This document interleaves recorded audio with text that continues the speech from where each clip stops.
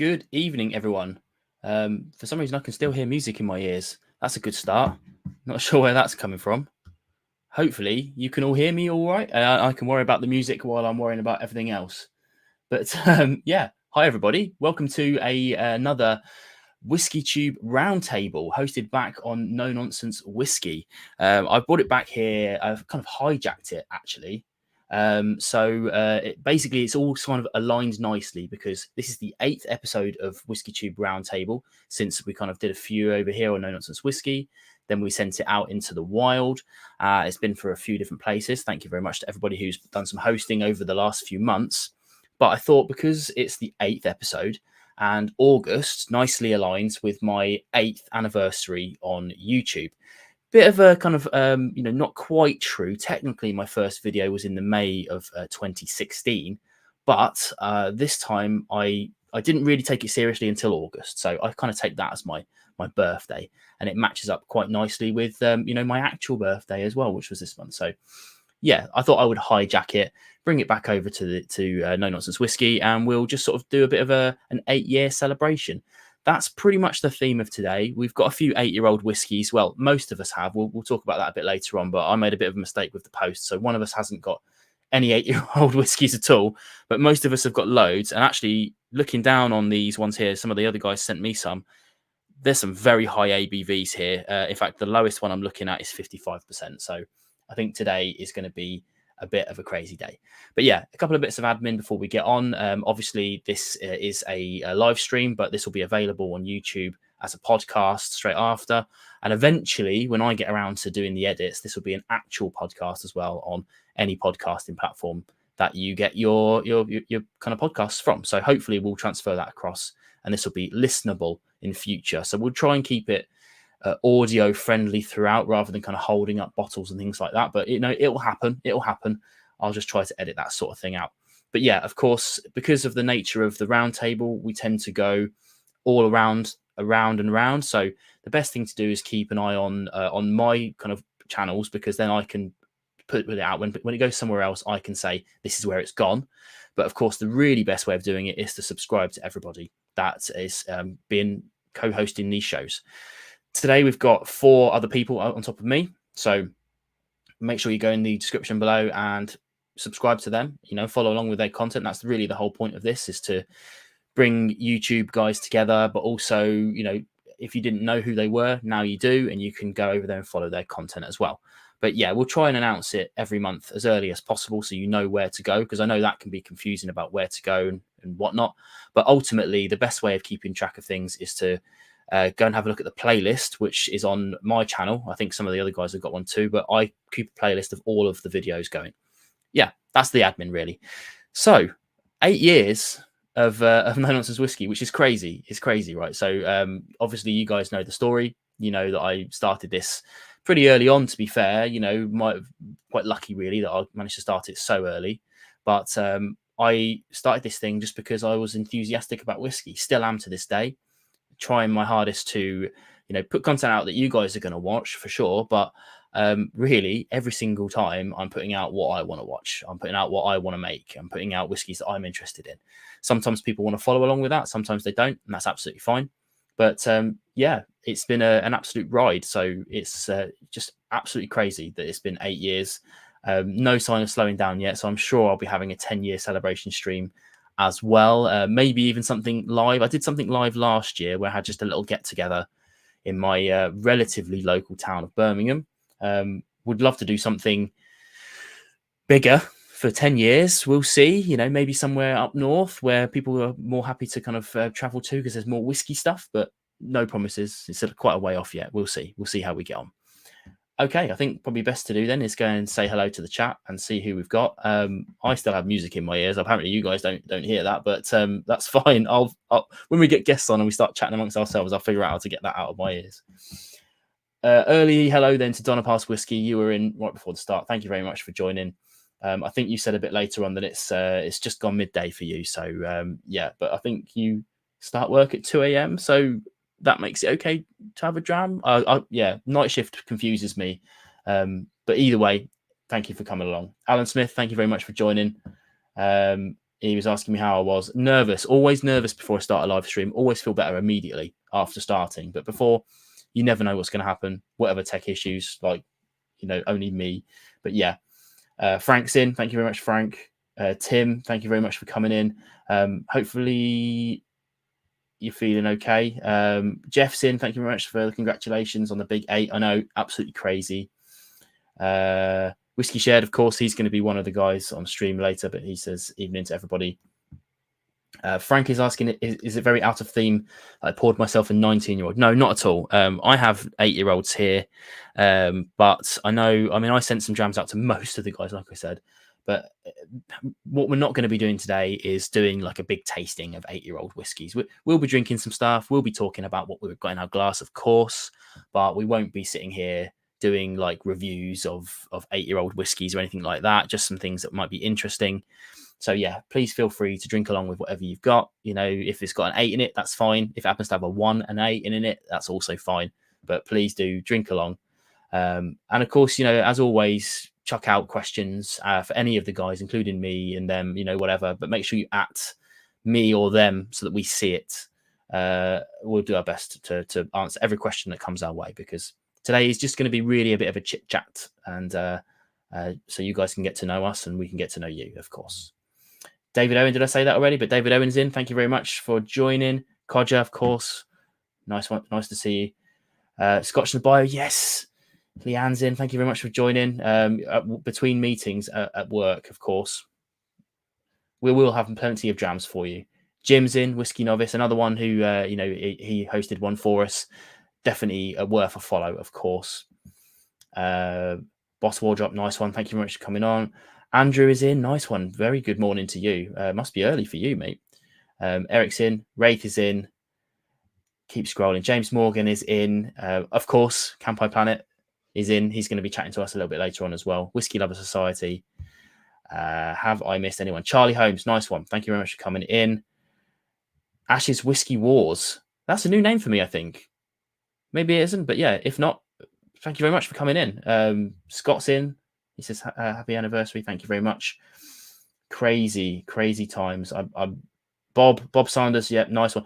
Bob, your comments, for some reason, whenever I reply to them, it takes like 12 hours for it to post it. So yeah, please don't think I'm ignoring you, but it seems to not like you in my comment section for some reason. But yeah, if you ever think I'm ignoring you, that's why. Who else? Of course, Sertug is in the chat as well. Thank you very much for coming in. We're going to be talking to him a little bit as well. Okay. We keep scrolling. I haven't seen anybody else. Paul Gibbs. Yes. Derek. Quickly. I have missed loads. Sorry. Yes. Michael Wood. Tice. Excellent. Okay. I think what's best to do then is we'll bring in the old hat guys, as we say, the people that have been in before. I'm going to do it in the order I can see on the screen here, guys. So it'll be Sertug first. Let's bring Sertug in. Hey, Sertug, how you doing? I'm all right, man. How are you? Yeah, very well, very well. All the better for seeing you, of course. Of course, you're in the UK right now. I am. We're in the same time zone, finally. I know, it's crazy. I mean, it's funny as well because obviously everybody in this stream is in the same time zone for a change. But as we were saying in the green room, it's probably still best that we meet like this because of all the AV issues that come with having two people in the same room at the same time, right? So it's yeah. I mean, I literally we'll talk about Mac in a minute, but I literally saw Mac yesterday, and now we're in two separate locations live streaming. It's mad. But yeah, you're in the UK, and you've are you allowed to talk about? You've been to Ben Rummock, right? Should we talk about that? I am allowed to talk about it. I am allowed to talk about it to certain aspects of it. Some things are in due course. Some things were top secret, but I won't hijack your hijack of the round table.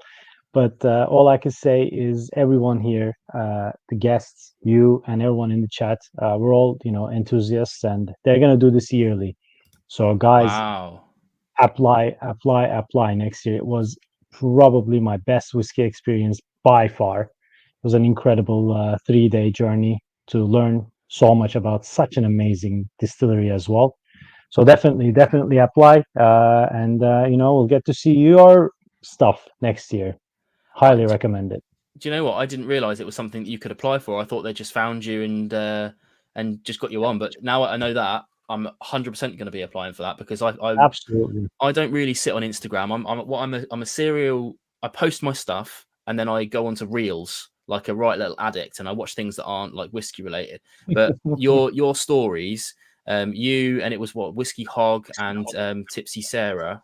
Sarah, yeah. Yeah, you three were there, and I watched every single bit of story you guys did over those 3 days, because I mean, obviously, it's insanely jealous. Very happy for you, but insanely jealous because it looked utterly incredible.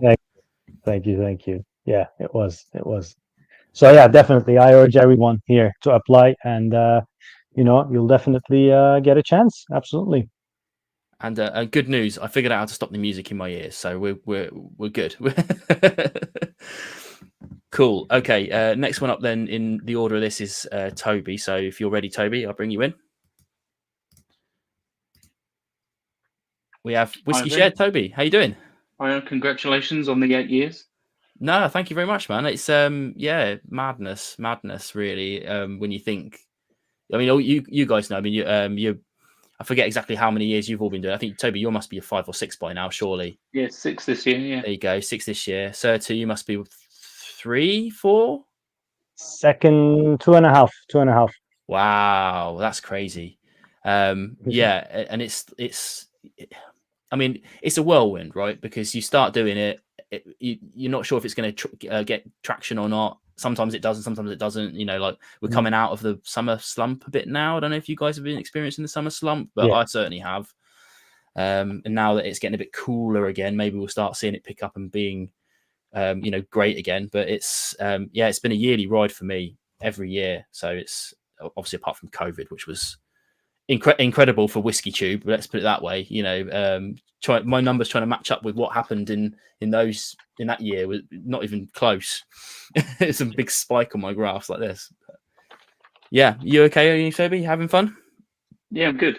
Yeah, I suppose it's a good thing to point out that I suppose you were one of my early inspirations for YouTube. I think what you do and how you do it is I suppose very similar to the sort of trajectory that I've taken in terms of reviews and fairly straight-laced honest reviews. So yeah, thanks for being a role model.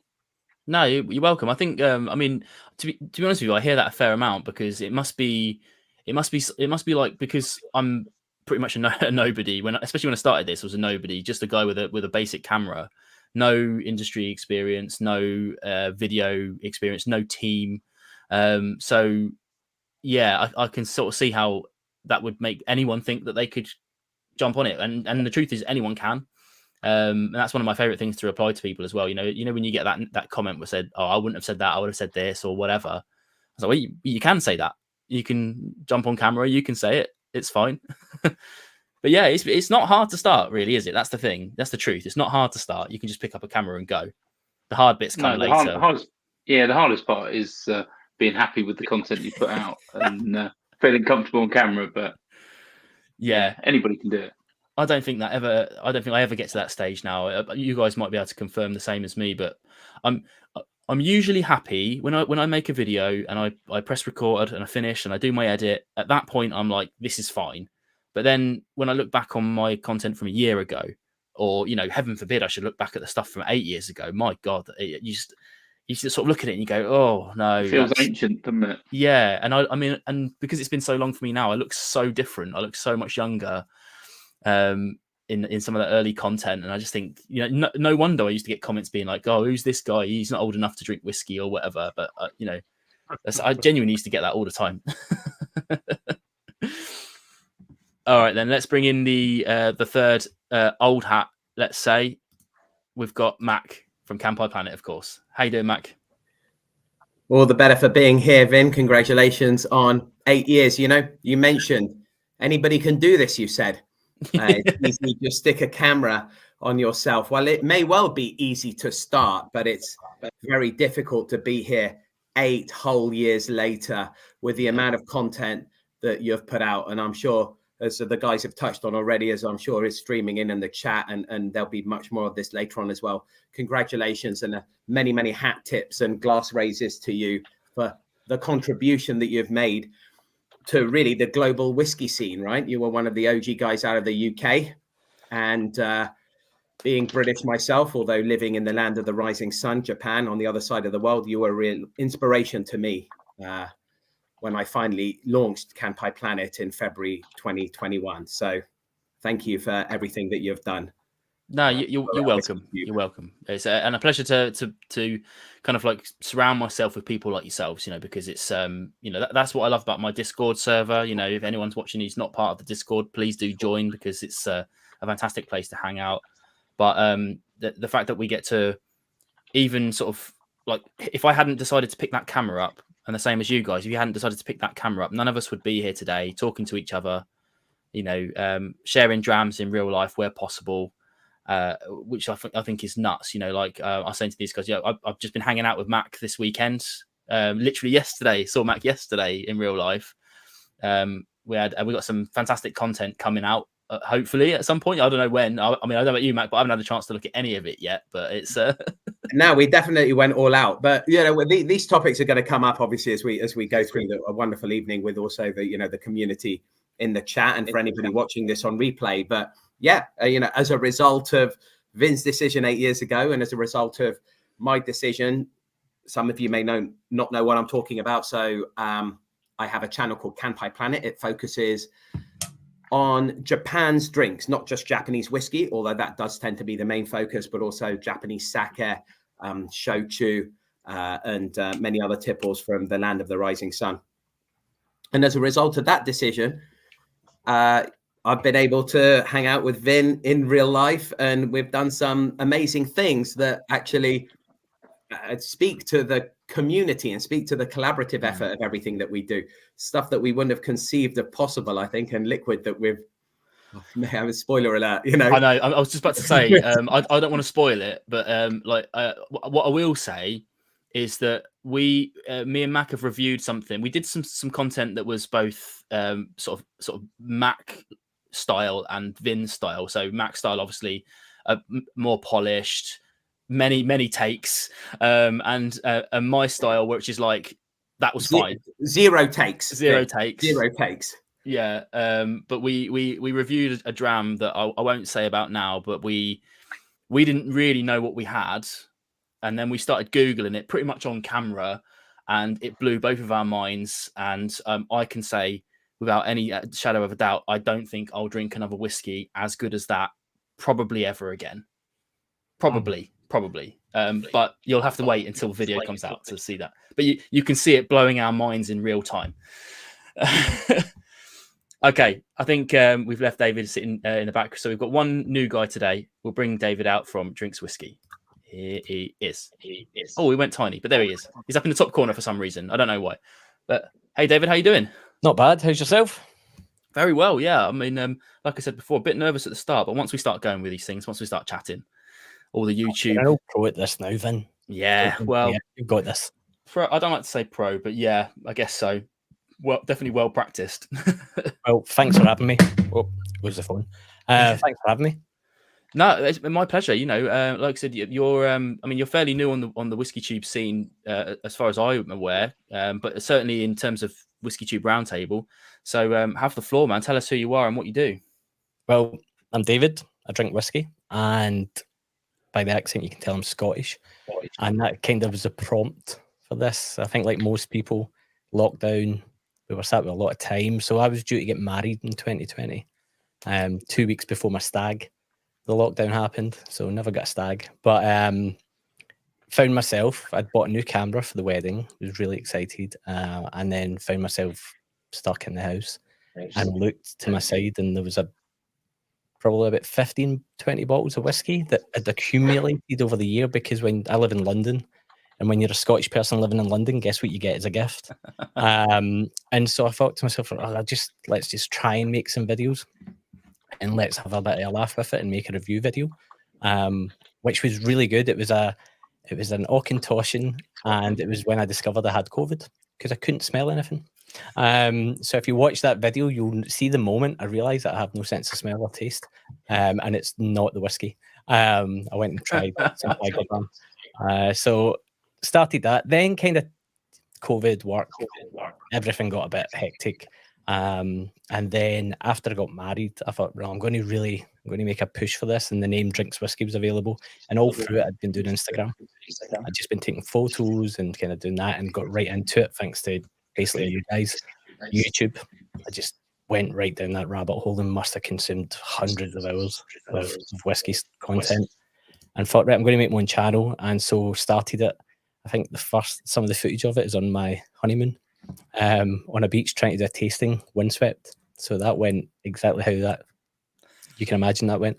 And since then, I kind of pivoted because I thought to myself, there's so many of you guys doing such a great job at reviews. I don't have the time to kind of churn out review after review, and also the liquid and try and chase that. And I thought, you know what I really enjoy? I enjoy the community element of whiskey, and I enjoy the fun. And so I was like, I'm going to start a series called Drams on the Run, and it's basically me out and about. It's going out to stores and seeing what's on shelves.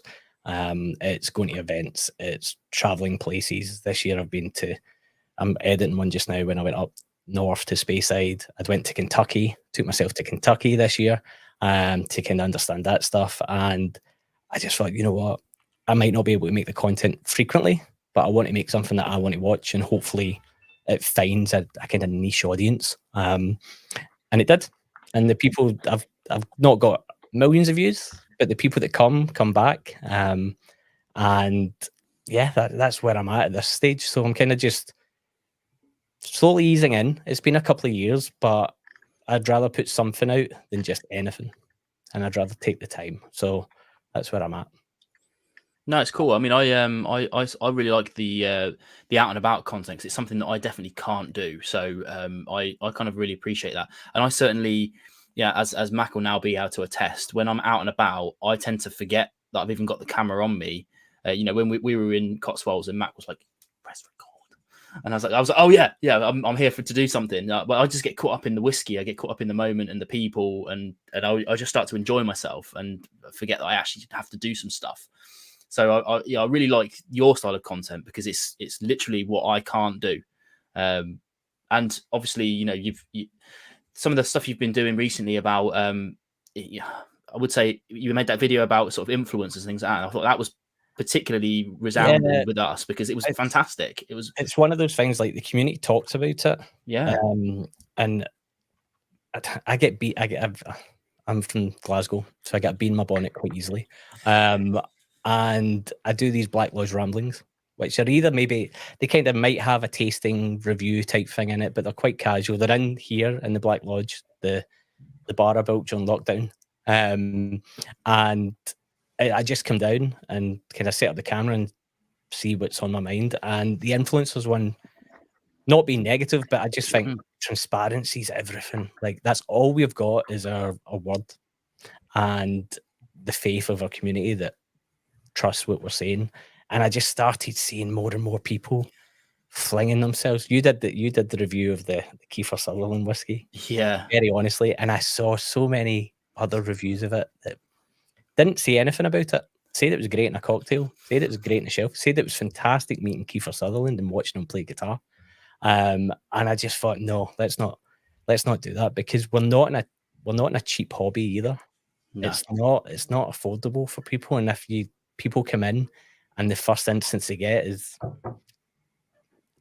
being misled, then I just thought, no, I'm going to speak out about it and just try and not make it a rant about the bad, but praise the good and praise what we should be doing more of. And weirdly, off the back of that, I had my first ever brand reach out to me and offered to send me some samples.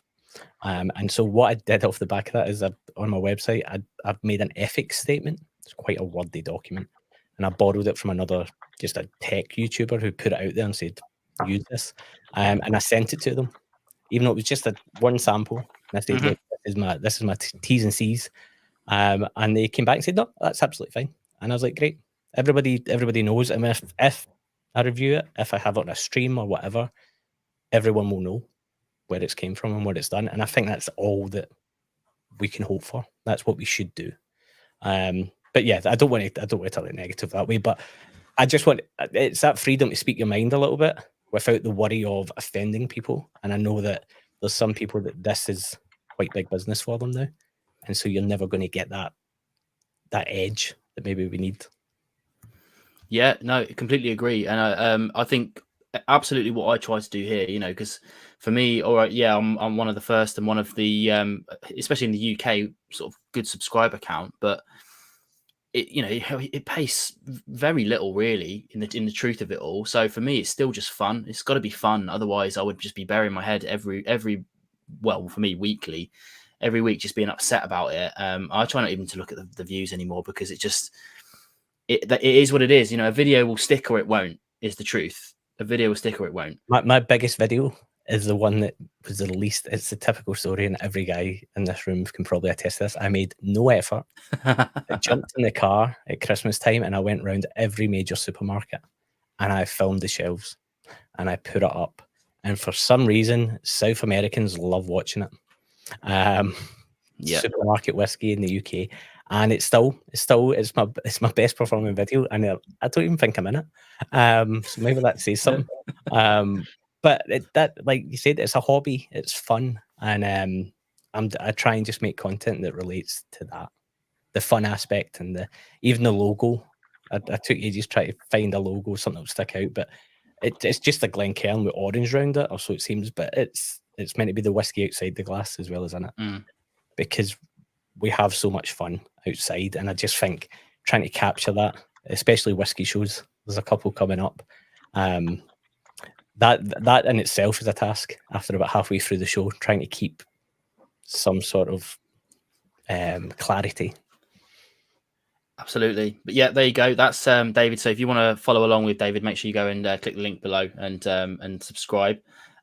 One of the guys in the chats, where did I just see that? I did just see it was gone already. Somebody asked, it was James Morgan, asked if I'll be treated to a Beyonce sample, talking at the back of all this. Truth be told, I'm again, complete transparency. So I was given the Kiefer Sutherland one. I did buy the White Walker one, but I have actually bought the Beyonce whiskey, mainly because I think it'll be a really good video. I think it'll reach new audiences and things like that. So, but it has cost me 80 quid. Plus delivery at that price as well, which is shocking. So yeah, no, I have not been offered a bottle of that, because I think especially these celebrity ones, I don't think they often come to people like me who will tell people that they're too expensive or whatever. And I have to say, with the Beyonce one, if people haven't heard about this news yet, I'm sure everybody here has, because it's whiskey news. But the mash bill sounds pretty interesting, and it's finished. It's an American whiskey finished in sherry casks, which I don't know. Probably, and like James Morgan says, it's MGP. I quite like MGP liquid. There's nothing wrong with MGP liquid. They know what they're doing. They know what they're doing a lot more than some other distilleries do. So I've took a punt on it. It's probably going to bite me in the ass, but whatever. Basically, when you see that Beyonce video drop, please, for the love of God, watch it and watch the advert, so at least I can recoup some costs on it. But yeah, there we are. It's coming. For better or worse. If it's bad, I'll say it's bad, and if it's good, I'll say it's good. And either way, I'm going to get a panning in the comments, because that's how YouTube works, right? Max laughing because he knows. Yeah, you can't win. But yeah, I mean, the one of the reasons you probably haven't got a bottle is exactly the topic of David's excellent video about influencers, right? It's almost irrelevant to the people who are producing that whiskey, and no disrespect to the bottle. I haven't tried it yet, but it does feel sometimes with these celebrity whiskies, it's really about the celebrity and about the attaché and the brand, which is completely fine. We all like brands. I'm wearing a H&M shirt tonight that cost me £6.49. Which is, not bad, right? We all like brands. Mm-hmm. But yeah, it'll be, we'll see what you think of it. I'm looking forward to your opinion, mate.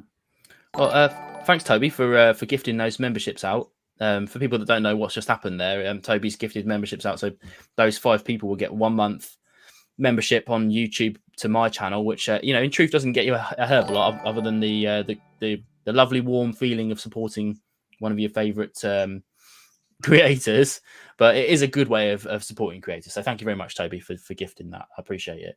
You're welcome. I think probably the best thing to do now then is to go around and see what we're drinking. You know, we sent some drams to each other a little bit. Apart from Sertug, massive apologies for not getting them to you.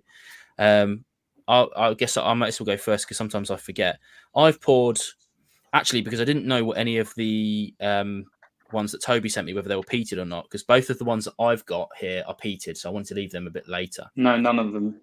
None of them are even better. So I've poured a Dalmore single cask 2013, 60.6% that David sent me. So thank you very much. Actually, lovely. It's very light in the glass as well, like the colour. But if you've not had it, independent, even SMWS Dalmore is just a treat. I really love it. Yeah, it's just quite reminiscent of my one. You know, because David knows all about independent Dalmores. Yeah, I mean that's the only way to go with Dalmore, isn't it? It's just it's a shame what you can pick up on the shelf with Dalmore compared to what that liquid is at times. Yeah. But I just thought 8-year-old, why not?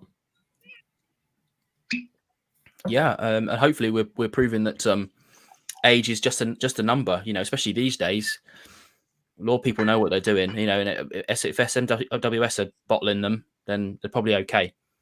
There you go. I forget which order I brought everybody in now. So, oh no, I can see it on here. Let's go Sertug first. Then, what? Seeing as you got none of the jams from anybody else whatsoever, what are you drinking, dude? Oh, hang on, I muted you, didn't I? Sorry. Yeah, I saw you. Yeah, go. Yeah. So actually, I am drinking a dram from someone. Ash from Whiskey Wars did send me a couple of samples. He sent me the Black Barrel, Jameson Black Barrel Proof, which he did a review on, and I was interested, so he did send me. So thank you, Ash. It's really nice to enjoy it. I don't know if you guys had it before. Not quite 8, but I also have this one. Well, of course you can't see it. A Glenbergie 9-year-old one, SMWS. What's the code on that? Which is ex-bourbon. So yeah, not quite 8, but there. What's the code on the SMWS? It's 71103. 71103. There you go. Did you so obviously you're in the UK, visiting. Did you bring anything with you? Did you get anything from Ben Romack at all or anything like that? They must have given you some bottles, surely. Yes. They've given us 2 bottles. They've given us the 15 and one equivalent of the 10 or something. So I grabbed the organic, which Virgin Oak matured. I mean, they completely changed my outtake on Virgin Oak. Ben Romack is just doing incredible things with Virgin Oak. Everything they're doing using that oak is amazing. And also bought a distillery exclusive single cask 19-year-old first fill bourbon. Sorry, Virgin Oak. First fill Virgin Oak matured 19 years. And you would think it would be a spice bomb. It's just coconut, cream, butter. Amazing. That's crazy. So yeah, I brought those. And I'm going to Scotland on Saturday. So I'll probably have some stuff there as well. You brought a spare empty suitcase, hopefully, then. Yeah. I mean, my in-laws are not going to like me that much. And neither my sister will when I fill their house with whiskey bottles. And yeah. Excellent. I mean, it can't be any worse than. I mean, that's literally a picture of your scene behind you, right? So that's same as here. I mean, it's we went to Cotswolds this weekend. And I've actually just there. I've just picked up their bottle your own, whatever it is. That farce of a machine that they call bottle your own. But it's a 7-year-old, so not quite relevant for this. 7-year-old STR cask, 55%. It's their first age statement, proper age statement. Which is insane, but it was so expensive, but we tried it first, me and Max. So I was just like, yeah, okay, I'm buying a bottle of that. Then they knew it when they gave me a sample of that I'd get it. But sometimes you have to, sometimes you do. Yeah, especially when they look after me, I look after them. So it's for my local is pretty good. It's pretty good. Absolutely. Okay. Let's see what Toby's got in his glass then. Right now, I've got an SMWS Loch Lomond. It's one that I sent you, Vin. It's G15.23. But okay. I did have the Ben Nevis before that, which is the signatory vintage Oloroso matured 100-degree proof Ben Nevis. I might pour a little bit of this Loch Lomond. I do like Loch Lomond. Why is it G? Yeah, it's quite sweet. Yeah, well, it's probably column still, so it has to be called grain. But so are they? Is it the 15th grain version of theirs, or is Loch Lomond's code 15? No, as 15 well for the is normal? the distillery. Yeah, 15 is the distillery. 23 so that transfers is from the grain craft over number. as well. Fair play. Yeah. Oh man, It's quite sweet, quite woody, quite nutty. Quite punchy as well on that ABV. yeah. I mean, 60.6%. That's just nuts. That is 8 years old. Can't believe that. What are they calling it? Or tuck shop treats in an old school desk. Yeah. Frank Peathead's drinking a G15 tonight as well. Oh, is he? I saw Yeah, a comment earlier. a much earlier one. Yeah, I did think I see that. Did he say it was 15.3 or something like that? That's crazy. But excellent. I'm glad everyone's doing it. I mean, hopefully everyone's posting in here what they're drinking as well, because I want to know. We want to know. You know, if you've got any 8 years, that's great. I think 8 years is going to be tough to come by unless you're starting to buy independent, of course, like we're talking about today. Because literally, all of my bottles that I've got here with 8 years on, which I'll probably bring them out a little bit later on. They're all independently bottled. Exactly. Mine were. So I had 4, and I sent you samples of them all. So, and 3 of them are SNWS. So yeah, it does seem a popular age, sort of 7, 8, 9-year-olds for SNWS. I think it's where things start really happening, isn't it? You know, like, I mean, without going too fancy with your casks, you could probably get away with refill. I mean, a lot of these, they're quite, this Loch Lomond, for instance, is quite pale, so it's probably not a first fill. It's probably a refill. Yeah, it is first fill. Yeah, is it first fill? There you go. Yeah. So yeah, I think it's when it really starts singing when the ABV starts coming down. Yeah, nuts. But yeah, so if you've got all 4 of these, popular cast though. What the first fill is a popular cast for the SNWS. Yeah, I think so, because you don't want to run the risk of it over oaking, do you? Like when we were talking about like that 19-year-old virgin cask, Sertug was saying that's nuts, man. I can't believe that they let it get that long, but if it works, it works. It works, man. It works. I was very skeptical about it, but we were talking about it, and I had it, and it was at the end of trying many virgin oaks, and I just said, this should be Ben Romach's tagline, nailing virgin oaks. And then I said, nah, maybe not. You got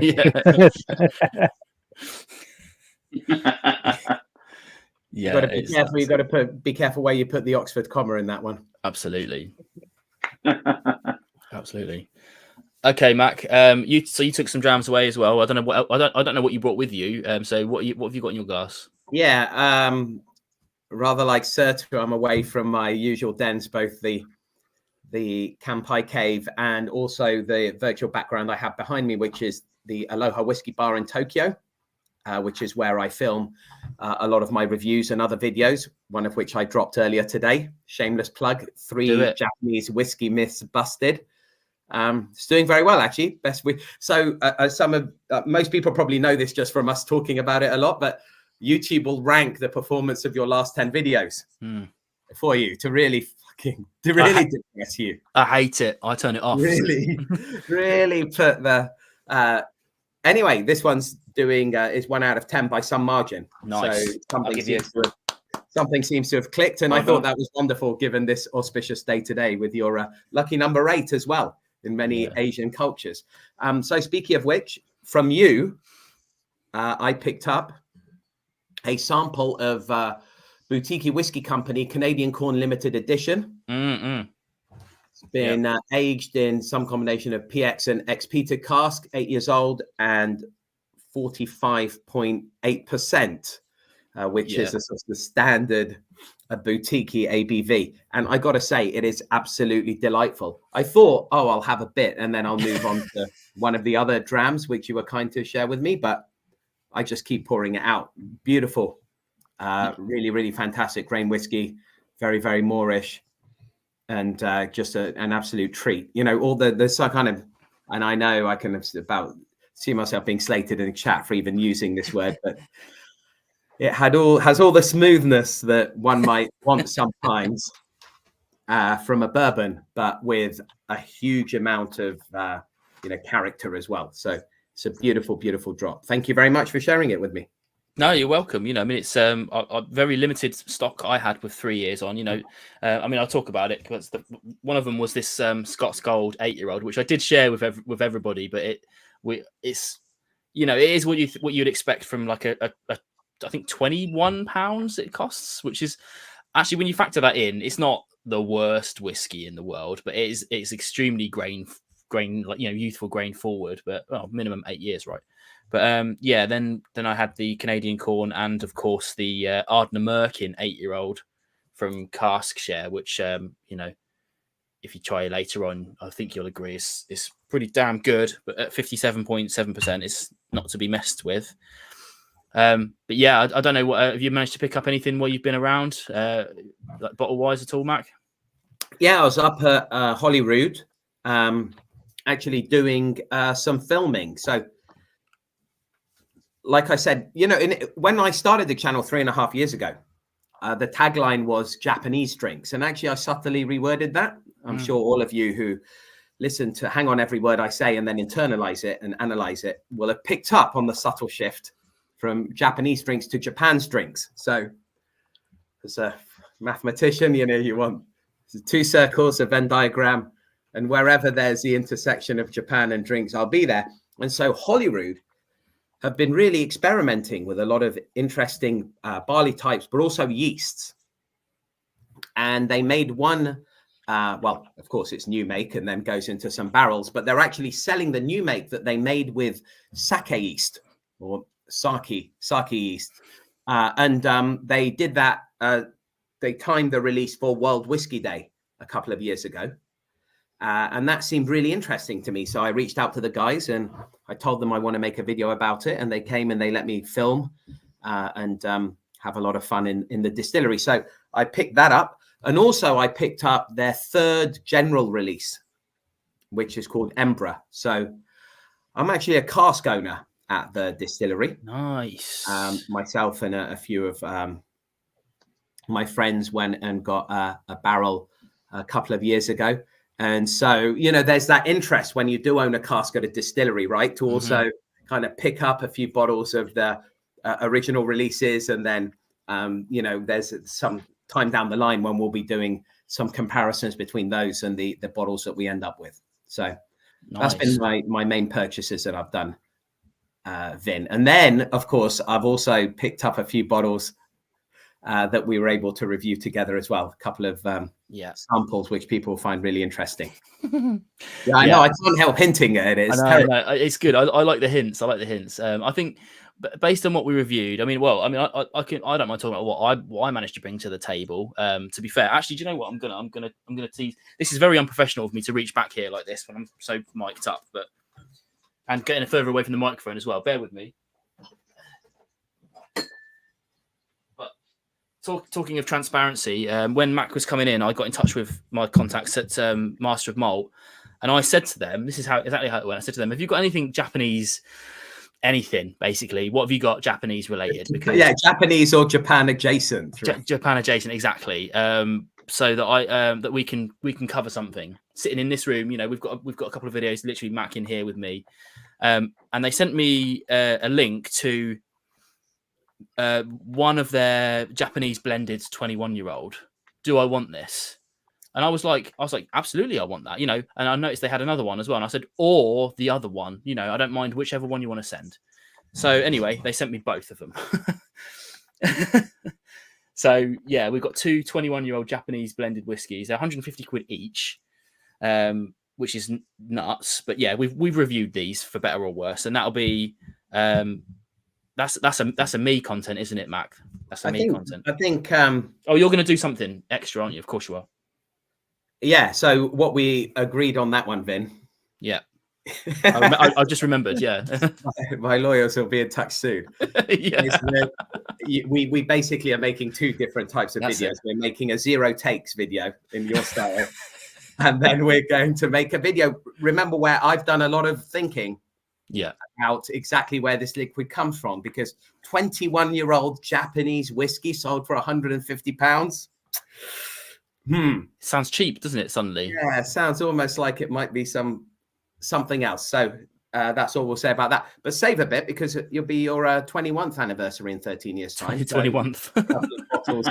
You can send some bottles around to David and Sertug and Toby and me then. I say what the one thing I can promise you about these ones is I will share the crap out of them. You know, probably the one bottle I always talk about now to sort of almost prove that point is this. This is another one they sent me. This is the Ben Nevis 26-year-old, this is a half litre, 380 quid for a half litre. And I had about half a bottle left, and I took it to a festival with me, and I was like, basically anyone who comes and speaks to me will get a dram of this. And we just finished it, because otherwise it becomes a thing, doesn't it? It becomes a unicorn that sits on your shelf, and you only want to come out for special occasions.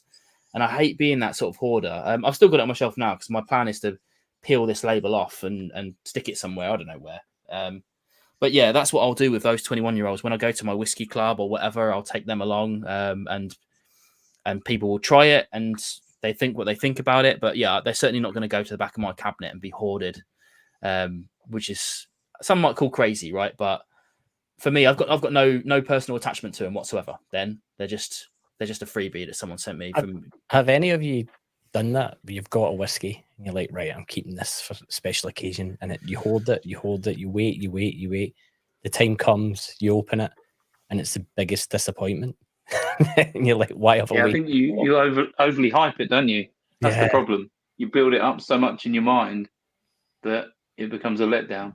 It's even worse if you tried it, say at an event or something, and you thought it was amazing.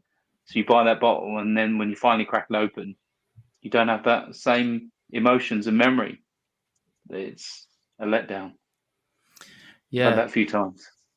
I mean, that doesn't tend to happen to me. Sorry, Sertug, you trying to? Yeah.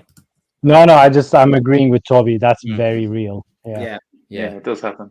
And do you know what? It's one of the main reasons why. I mean, if anyone who follows me on Whiskey Base will know, my whole collection's on there, so you can make friends with me on there if you want to. But I keep good tabs on that, and I've got 6 bottles that are sealed. You know, when they come through the door, I open them because there was this story I heard years ago. I've said this many times, but there's a story I heard years ago about an old man who kept 2 tins of paint that was really nice. It's probably a made up story, but he kept 2 tins of paint and was saving them for a special occasion or whatever.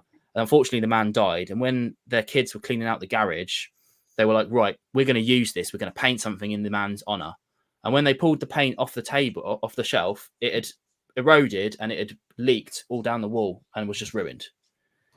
Even if that's a made up story, it sits here front and center with me, because the last thing I want is for things to go to waste, things to spoil. So for me, like great whiskey should be enjoyed almost sooner than bad whiskey. You know, bad whiskey is what goes at the back of the cabinet in this house, because that's never getting touched ever. Whereas the good stuff, when someone comes around, as Mac will tell you, when you come to my house and you're a guest in my house, you go into this room, you pick whatever you want and you drink whatever you want. There's no, unless it's got a cap on it already. They're the ones that I am keeping. I've got a couple up here for my daughter when she's old enough to do whatever she wants with them. But other than that, anything's fair game. It's got to be that way. Yeah, you're absolutely right. Vince generosity knows no bounds. David, your point and what Toby and Sertug have said as well, absolutely spot on. And you can imagine how that's amplified sometimes with my area, Japanese whiskey, right? Which you guys are having to deal with this now. You guys are now in a world where the RRPs of some 12-year-olds or 15-year-olds are punchy enough that you're thinking, oh, you know, it's automatically pushing what we would have once thought as ordinary whiskies into special occasion whiskies just by virtue of their pricing. And Japan has been there for a long time, right? 3-year-old or 4-year-old whiskies that we've been paying premium prices for that make you think this is too expensive to be an everyday dram by virtue of its price. So you end up keeping it, and then you end up slightly disgusted at yourself because you're intrinsically, you know, I personally have never auctioned a bottle, but I certainly haven't drunk everything that I've purchased just because I've got many other, quite frankly, superior things to get round to drinking.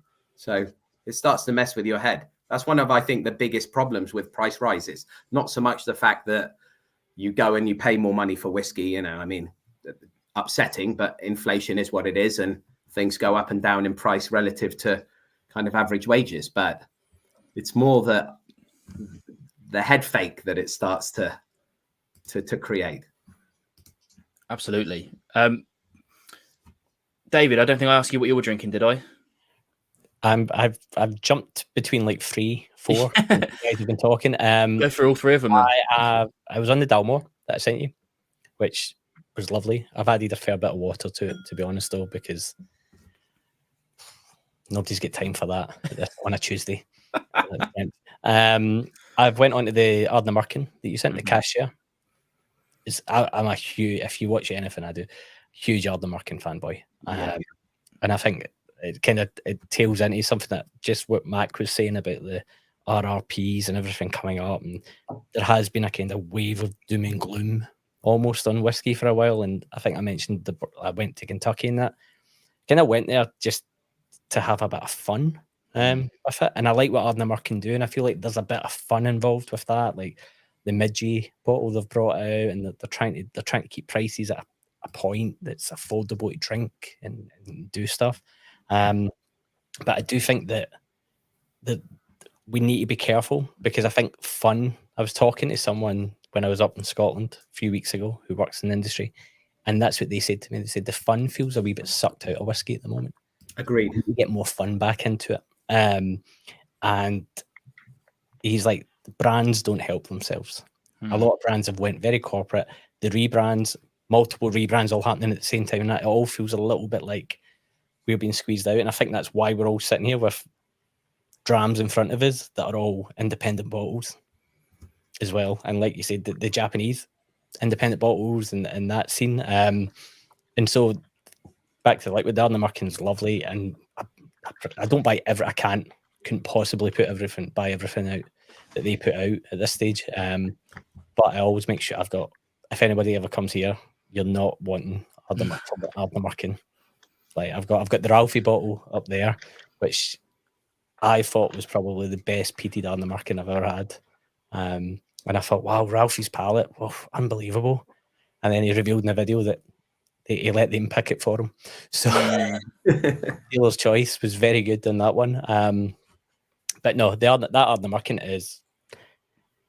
Don't get me wrong, I've had a couple of Ardnamurchans that haven't really hit the spot for me, but that cashier one is very good. Yeah, I like it. It's again, I'm fortunate enough to be sent it, like a lot of things, but it's I like what they're doing in cask share. They're doing what a lot of independent bottlers like SMWS are doing, bottling basically things when they think it's ready. And if you come along for the ride, that's great. From my experience of independent bottling, as I went through on my last live stream, at the volumes that I'm doing it at, it's a real challenge to kind of, because you want everyone to like it, but it's just never going to happen. I've got I can't say too much, to be fair. I might have a few drinks and say a bit too much, but I've got a bottle coming out hopefully sooner rather than later that I've picked. Max managed to try a little bit of it when he was here. He's like keeping, but it's two thumbs. Yeah, I'm very excited about it basically, but I know that there'll be at least a few people that just go absolutely not, definitely not for me. But which is fine. It's fine. It's everybody's different. Everybody's taste buds are different. Everybody's price point is different. But I think it's just that what I like about Ardnamurchan is you can pick up, even at auction, when they did that run, all the AD numbers, the batch releases, you can pick them up below RRP at auction because there was so much, and it was nice. Weirdly, that boom when everybody was going mental, thinking they were going to become rich buying bottles of whiskey, standard releases, has meant that there was a bit of a flood to auction. So I've managed to pick up every one of the batch Ardnamurchans, all below RRP, aside from the ones I bought off the bat. And I think it's that, but that's an enthusiast knowledge as well. That's taking a long time to kind of go, right, that's the bargain and that's not. So whatever you're putting out, then I'm sure will be very well considered and it's going to be the case of like you've thought about this, probably overthought about it. Mm-hmm. I'm just hoping is it either you're releasing it in 8 weeks, or is it 8 years, or 8 days? Like there has to be an 8 in there. Hopefully, No. Just Sharpie it. I'll tell you what. I can give you an 8. It was filled in 2018. There you go. We'll take it. We'll take it. Oh, and it was my sample was drawn on the 8th of April, so nearly. But yeah, no, I think I will say this is going to be a 5-year-old whiskey, which is I know not a number that everyone vibes off, but it'll be irrelevant. I can promise you that it'll be irrelevant. But hopefully I'll be able to talk about that properly soon, because right now, the truth be told, right now we're still in the kind of talk stages. So it's you know, I know you probably can't jinx things in whiskey like that, but I like, you know, it might not you can. happen. You can definitely jinx things in whiskey, believe me. Yeah. But the only downside of it is I don't think I'm going to have many bottles. So I genuinely don't think I think it'll make it out of Patreon, and it might make it into Discord. But I don't think it'll make it far out into the open wide, which is a shame, but also good as well, because it means it could be a proper community bottle, you know? Like a good old Roy, obviously, he's just done his Loch Lomans, and he had, I forget exactly how many bottles of them there are, 100 and something of them each, and they didn't make it anywhere near public, which is madness. Yeah, it's such a good thing to be able to do that. So, yeah, the fact that we're even being able to even talk about independent bottling, as again, like I said earlier, like all right, Max says I'm too humble, but I do still consider myself a pleb with a camera sometimes. So the fact that I can even talk about putting out a bottle is just insane. Yeah.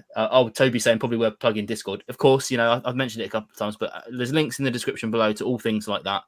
Discord, Guard Whiskey t-shirts, and all things like that. So please do join the Discord, because even if you're not into that kind of Discordy vibes, my Discord isn't so busy that it will put you off, but it's also really collaborative. So if there's something that you really don't like about it, somebody in there will teach you how to turn off notifications for whatever, you know, like I've got things in there for basic hobbies, looking at like my hobbies thing, like Pet Corner is a good example. If you don't like pets, just turn it off. You don't need to speak, you don't need to engage with that at all. But we talk about everything in there. In fact, I would say probably it's starting to be a bit more non-whiskey sometimes, you know, especially when some sporting event happens, that it goes nuts for that. But I like it. Hopefully you guys enjoy it. You know, you guys are all in my Discord, so, you know. Well, I think that's the good thing about it, the fact it's a community, and whiskey isn't the only thing that brings us together. You know, it's what brings us together in the first place, but what keeps us is the general chit-chat of between friends. Yeah, and making these friends as well, isn't it? You know, we these are a lot of these people. The benefit of Discord is you can be anonymous if you want to be. You don't have to put your real name or even your handle or something to recognize. You can be completely anonymous, and we don't vet people coming in as well. But we do watch. You know, we've got a team of moderators. Yeah, so you know, we've never had to use it. We've been close a couple of times, but we've never had to use a proper ban hammer yet, because it's mostly fine. But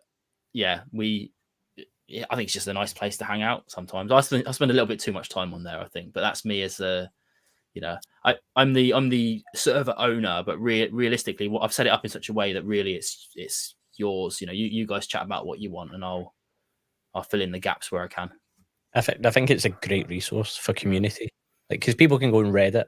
Reddit's grown quite big for the whiskey community, and people can go in the comments and stuff. But I had a comment the other day, and it was someone asking about, like, I'd picked up a Springbank 12, and I'd said in the video, kind of not nonchalant, but I kind of thought about it and thought, I was a bit flippant with it, saying, everybody I knew who wanted one got one. Like, there was a rush for them, and he was like, well, how did you get them? What do you mean? And I said, well, my friend posted this, and then I got one, and then I sent it to another friend, and then we all kind of just picked it off. But over time, it wasn't like a mad rush. And he just said, well, I don't really have a whiskey community or anything like that, like I could do that with. And that, I think, then the Discord has that. You come in, it's very welcoming. There's a lot of knowledge in there, and you can put stuff up. And as you said, I came in, the amount of channels, you name a topic, Vin has created a channel for it. And I think that it's great. So like you said, if there's something for for everybody in there. And if you just want to deal with whiskey stuff, there's plenty of whiskey chat.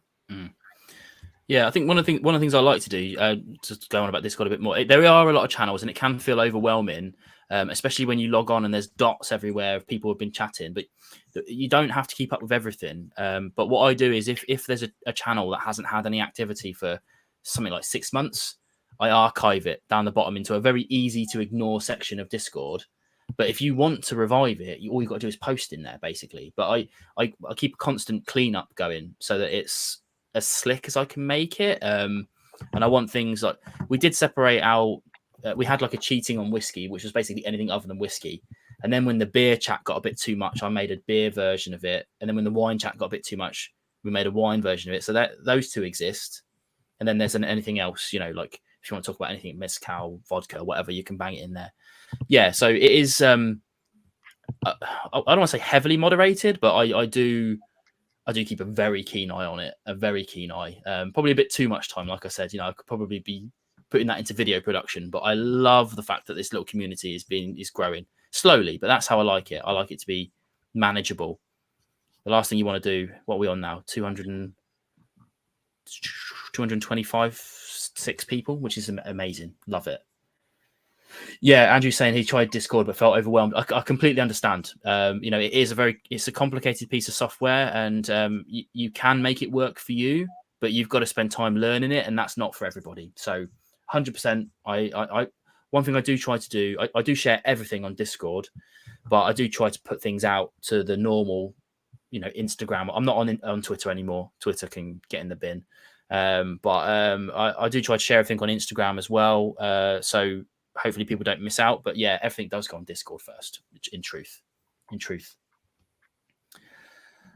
Okay, where are we at? So we've done actually, I will say on the kind of itinerary I set out for this, I was like, we'll do the intro, we'll get everyone on, we'll talk about what drinks we have, and that'll maybe get us 20 minutes. We're at an hour already, so we're smashing it. Like I said at the start, there really isn't a kind of like a major theme, a major talking point, other than just sort of, for me anyway, it's just gratitude for WhiskyTube being a thing, for allowing me to do this literal nonsense week in, week out. I worked out the other day. I mean, I've just over 800 videos, so 8 years, that's average of 100 videos a year, averaging nearly 2 a week, which is just, it's too much, right? It's too much. It's incredible. It's an incredible contribution to the bed of enthusiast knowledge. Absolutely unbelievable. And I don't think people realize how much effort goes in, and it might seem no nonsense, but it's still your time, it's still thought, it's still you're spending time thinking, right, what am I going to say? I've got to try these whiskies, do this. And I know you've posted before in Discord, like you've bashed out a few videos and like in one go, and I'm just thinking, wow, like how it's the stamina. 8 years is a long time, and the consistency. So like nothing but applause here. Yeah, that itself is its own skill, right? To be able to actually have that level of output and consistency. That's what I always tell you. You're too humble, Vin, right? Because you focus on some aspects of what you do, but the rest of the world is focusing on what David said, that you have an absolutely incredible library now of content, and you've inspired each and every one of us on this and many more streams that you could fill with, not just whiskey tubers, but also bloggers and Instagrammers. So, you're feeling gratitude and we're feeling gratitude. I'm glad. To add to that, I was going to say, to add to that, the amount of time taken to post all the socials, post into Patreon, and all the extra time it takes to sort of promote all of that content. It's staggering the amount of time that you've put into this. Yeah, I dread to think how many hours, to be honest. It got easier over the years once I've got a bit of a workflow now, so I can do it all in. The only downside is I start work at 7 p.m. To do whiskey on my recording days, and I don't stop until midnight 1 basically, and then I'm usually done for the week. Usually, sometimes there's some hangover, but it's but yeah, I basically get hyper focused during that sort of 5 hours or whatever I said, which is the only way I can do it, because basically if I don't finish a video, like some of you guys who edit it, like especially Mac, if I had to stop editing and come back to it another day, it wouldn't get done. I have to finish it. So I've had to learn how to basically make my content work for that attitude. So I can't have B-roll, I can't have fancy graphics, because if I did, I don't think I'd make content anymore, because it would take me weeks and weeks and weeks to do it, which is not ideal. But yeah, it's, like I said, absolute gratitude, because it's the fact that people want to watch still staggers me, still floors me all the time. And the fact that, I've got, like I always say, if I've got bottles to cover at the moment, I've still got about 6 months worth at 2 a week. So even if I didn't buy another bottle again, I'd be all right for another half a year. Madness. And it will just keep coming, won't it? It'll just, there's always something new to buy. Beyonce notwithstanding, there's always something new to buy. Yeah. As long as they're, is that what you're saying? As long as they're pop stars, there'll be whiskey to drink, right? Yeah, famous people. Until when music dies, then whiskey dies. Oh, there's a song in that, I think. Don't worry, there's always a new Johnny Walker. Always a new Johnny Walker. Yeah, exactly. Yeah. I've nearly finished. I've nearly finished the core range all these years later, and I think what I've got left now, I want to say the gold. I've got the gold left to do, and now they're bringing out that ruby black that Andrew's covered. It's an Australia exclusive at the moment. He's managed to get himself an Australia exclusive Johnny Walker, which is ideal. Everybody who wants to get views on YouTube needs to cover Johnny Walker one way or another, because it's worldwide appeal. No matter what you say, you've got to be able to sort of, I would say, you make the content you want to make, but then occasionally throw in one that's just an absolute fodder for the world. I tried that on Instagram with Johnny Walker Blue, and I thought, you know what, I got gifted a bottle of it for a birthday, and nice heft. Like, the bottle feels expensive. Yeah. I tried it and I thought, it's, to quote Mac earlier on, very smooth, and that's all anybody can say about it. I'm like, that's it. Yeah, it's free whiskey. It's nice. It's unoffensive. I'm going to make a highball.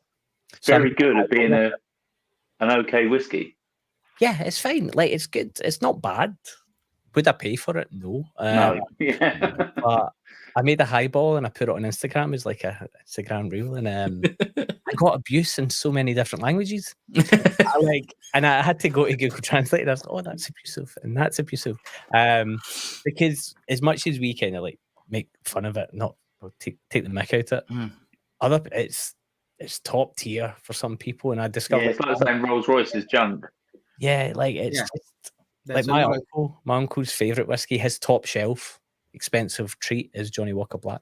They've done very well on the marketing side to position it in certain markets, especially as this very aspirational whiskey.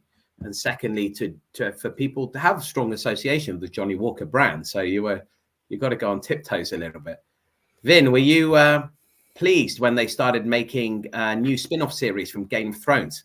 There could be a whole House of the Dragon Johnny Walker for you to get another 250,000 views on, my friend. Could you imagine? Do you know what? The views on that White Walker obviously went nuts, but it's been static ever since, ticking over. But yeah, I mean, I've got a lot to be grateful for that Johnny Walker, because again, that was just one of those ones where, and it wasn't even my idea.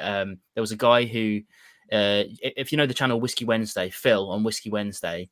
Before Phil, if you go all the way back, it used to be run by a guy called Joe, who now works for Beam Suntory, Edrington, whatever. He texted me when that came out, and I was just like, this is a bunch of crap. I don't want this whiskey. And he just texted me saying, it's 35 quid. Just buy it. It'll be a great video. And I was just like, what do you know about anything? So I did buy it off Amazon. I got it and I covered it, and I did it differently. If anyone hasn't seen the video, I did it differently. I whited out my my screen a little bit, and I put a scroller across the bottom, getting all opinions from people off of Twitter, just scrolling across. And I think because of that decision, it made people want to watch it for longer. Therefore, the metrics told the algorithm people were watching it. And before I knew it, it was at 200,000 views, which is, just I've obviously never replicated that ever again. So yeah, that's nuts. Maybe I should do that ticker again for the Beyonce one and do it again. It was a lot of effort to make that, but it seemed to be worth it. It is an iconic WhiskyTube video, though. I was having a conversation. This might be an interesting one, actually, for you, David, because your influence video was good. You know, sort of most iconic videos of all time, right? And we could put it to a vote. I had my own thoughts on it, but certainly, absolutely, Vin PF's No Nonsense Whiskey, Johnny Walker, White Walker review is at an absolute minimum top 3 iconic WhiskyTube videos of all time. Absolutely brilliant. I watched it because my wife bought me a bottle of White Walker. And I'm terrible with gifts. And she knows this. And my first reaction was, oh, thanks. You know, you need to put it in the freezer. And she was like, okay. And I was like, okay, cool. We just left it at that. And I think the bottle's somewhere behind me. I'm going to keep it. I'll keep that bottle. It's never been opened. I'll keep it forever. But then I have your thoughts and opinions on it is the reason it's never been opened. So thank you. Yeah, it's probably a good thing. I mean, so funny story. I've actually got I've got 3 bottles of it. I've got one that I opened and I did kill it eventually.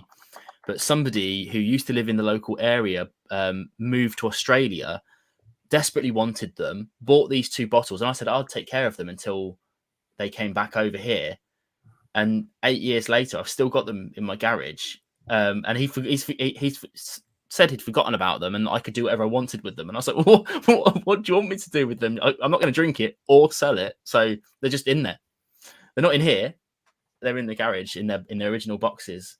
So yeah, I don't know. One day maybe there'll be a spike in auctions for something crazy like that, and I'll get rid of them. But I'm never going to open it, of course. Weirdly, those bottles do have weird spikes. Yeah, like really strange spikes. There was the Dalwhinnie at one point was like touching £100 a bottle for it. Oof. And like you were picking that Dalwhinnie up sales for £20-25 a bottle. I opened it. I had the Royal Loch Nagar that I'd bought in a sale, and it was fine. It was fine. That spiked all of a sudden, and I was like, "What have I done? Why have I opened this?" I thought, "Oh my god, this is going to the moon." And then it comes back down again, and it's strange. I think the sets were going. I was watching them at auction because I thought it'd be okay to pick up, is just to fill the shelf, you know, like cheap at auction. There was a time where the full set was going for about £300 for the full set, and I think for the Mortlack alone, which was about £90-100, was really good value. But now, hopefully, there'll be garages full of them in the US, garages full, and they'll all come to market in about 20 years. There's a guy from one of my local clubs. He's saying, don't bring them to a Heart of England meeting. That's a great idea. That I'll bring them across to. Yeah, there you go. You should all be grateful for my White Walker. Because do you know what? It is a challenge. Yeah, it is a challenge going to those meetings because you bring like 2 or 3 bottles. That's what we do in our local meet. We have a table in a pub. They gratefully let us sit there, and we all bring 2 or 3 bottles, and we all agree to buy a pint or something from the bar to let us be there. But it's a real challenge to figure out what to bring because you don't want to murk all your good stuff, obviously, but you don't want to bring your trash either. You want to bring some. Yeah, I really struggle every time to figure out which 3 to bring. Well, it looks like White Walker's auctioning for about 25 quid at the minute. So that's terrible. Yeah, it did spike though. You're looking at the history. It spiked at 52.50 about a year ago. Yeah, I'd have took 52.50 for it.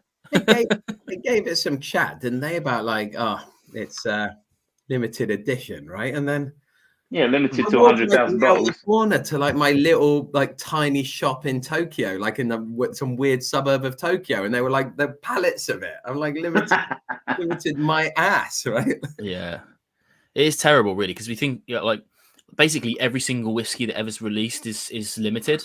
Because even the ones that we don't know about, they're all still batch release one way or another, aren't they? Mm-hmm. So they're all limited one way or another. And it's one of those words that I really hate seeing on a label because it just means nothing. It means nothing to nobody. I think it's fine if you have the number, if you know what the limit is. You know, even if it's like 5,000 bottles or 10,000 bottles, you know what the limit is. Yeah, right. When you've got no idea, they can just keep making it. Yeah.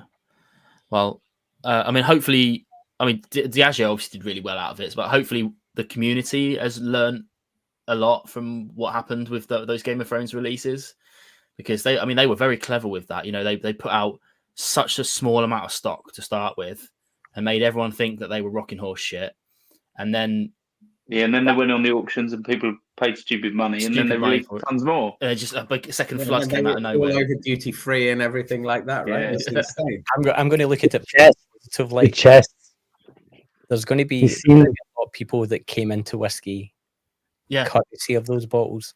And I think the Beyonce bottle's probably going to do the same, because if you think about, what is it called? Is it the Beehive or the Bayhive? The fans are called, and they'll buy it. He puts out and so let's say 1 million people buy those bottles, because I'm going to assume there's probably about 1 million bottles. Considering, I don't know if you guys got the emails from every single whiskey shop on earth. There's going to be a lot of it. There's going to be a lot of it. But even if 1% or 0.5% convert into whiskey drinkers, there you go. I think that was in the States, the biggest discovery I had in Kentucky was you would go to these amazing distilleries, and you go to Buffalo Trace, and we went to Jim Beam, and we went to some small ones, like really boutique ones, and they don't care how you drink their liquid. They just want you to buy a bottle. That's all that matters. And then they want to show you. So if you don't like it neat, we'll show you the cocktail. They'll make it taste good. And you'll buy a bottle. And you'll buy another bottle. And I think that's something that's missing, and good or bad, in Scotch and in kind of world whiskey. I think Mac will know better in Japan, like the highball and all that kind of stuff. They were never precious about it to an extent. But in Scotch, it's gatekept, and it's very this and that. And I just think we need more people.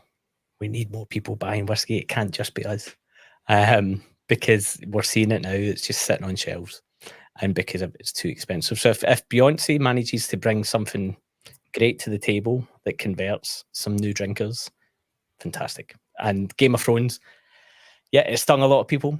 It did sting a lot of people, but hopefully there was maybe one or two that went, actually, I quite like this idea of collecting whiskey. What is this?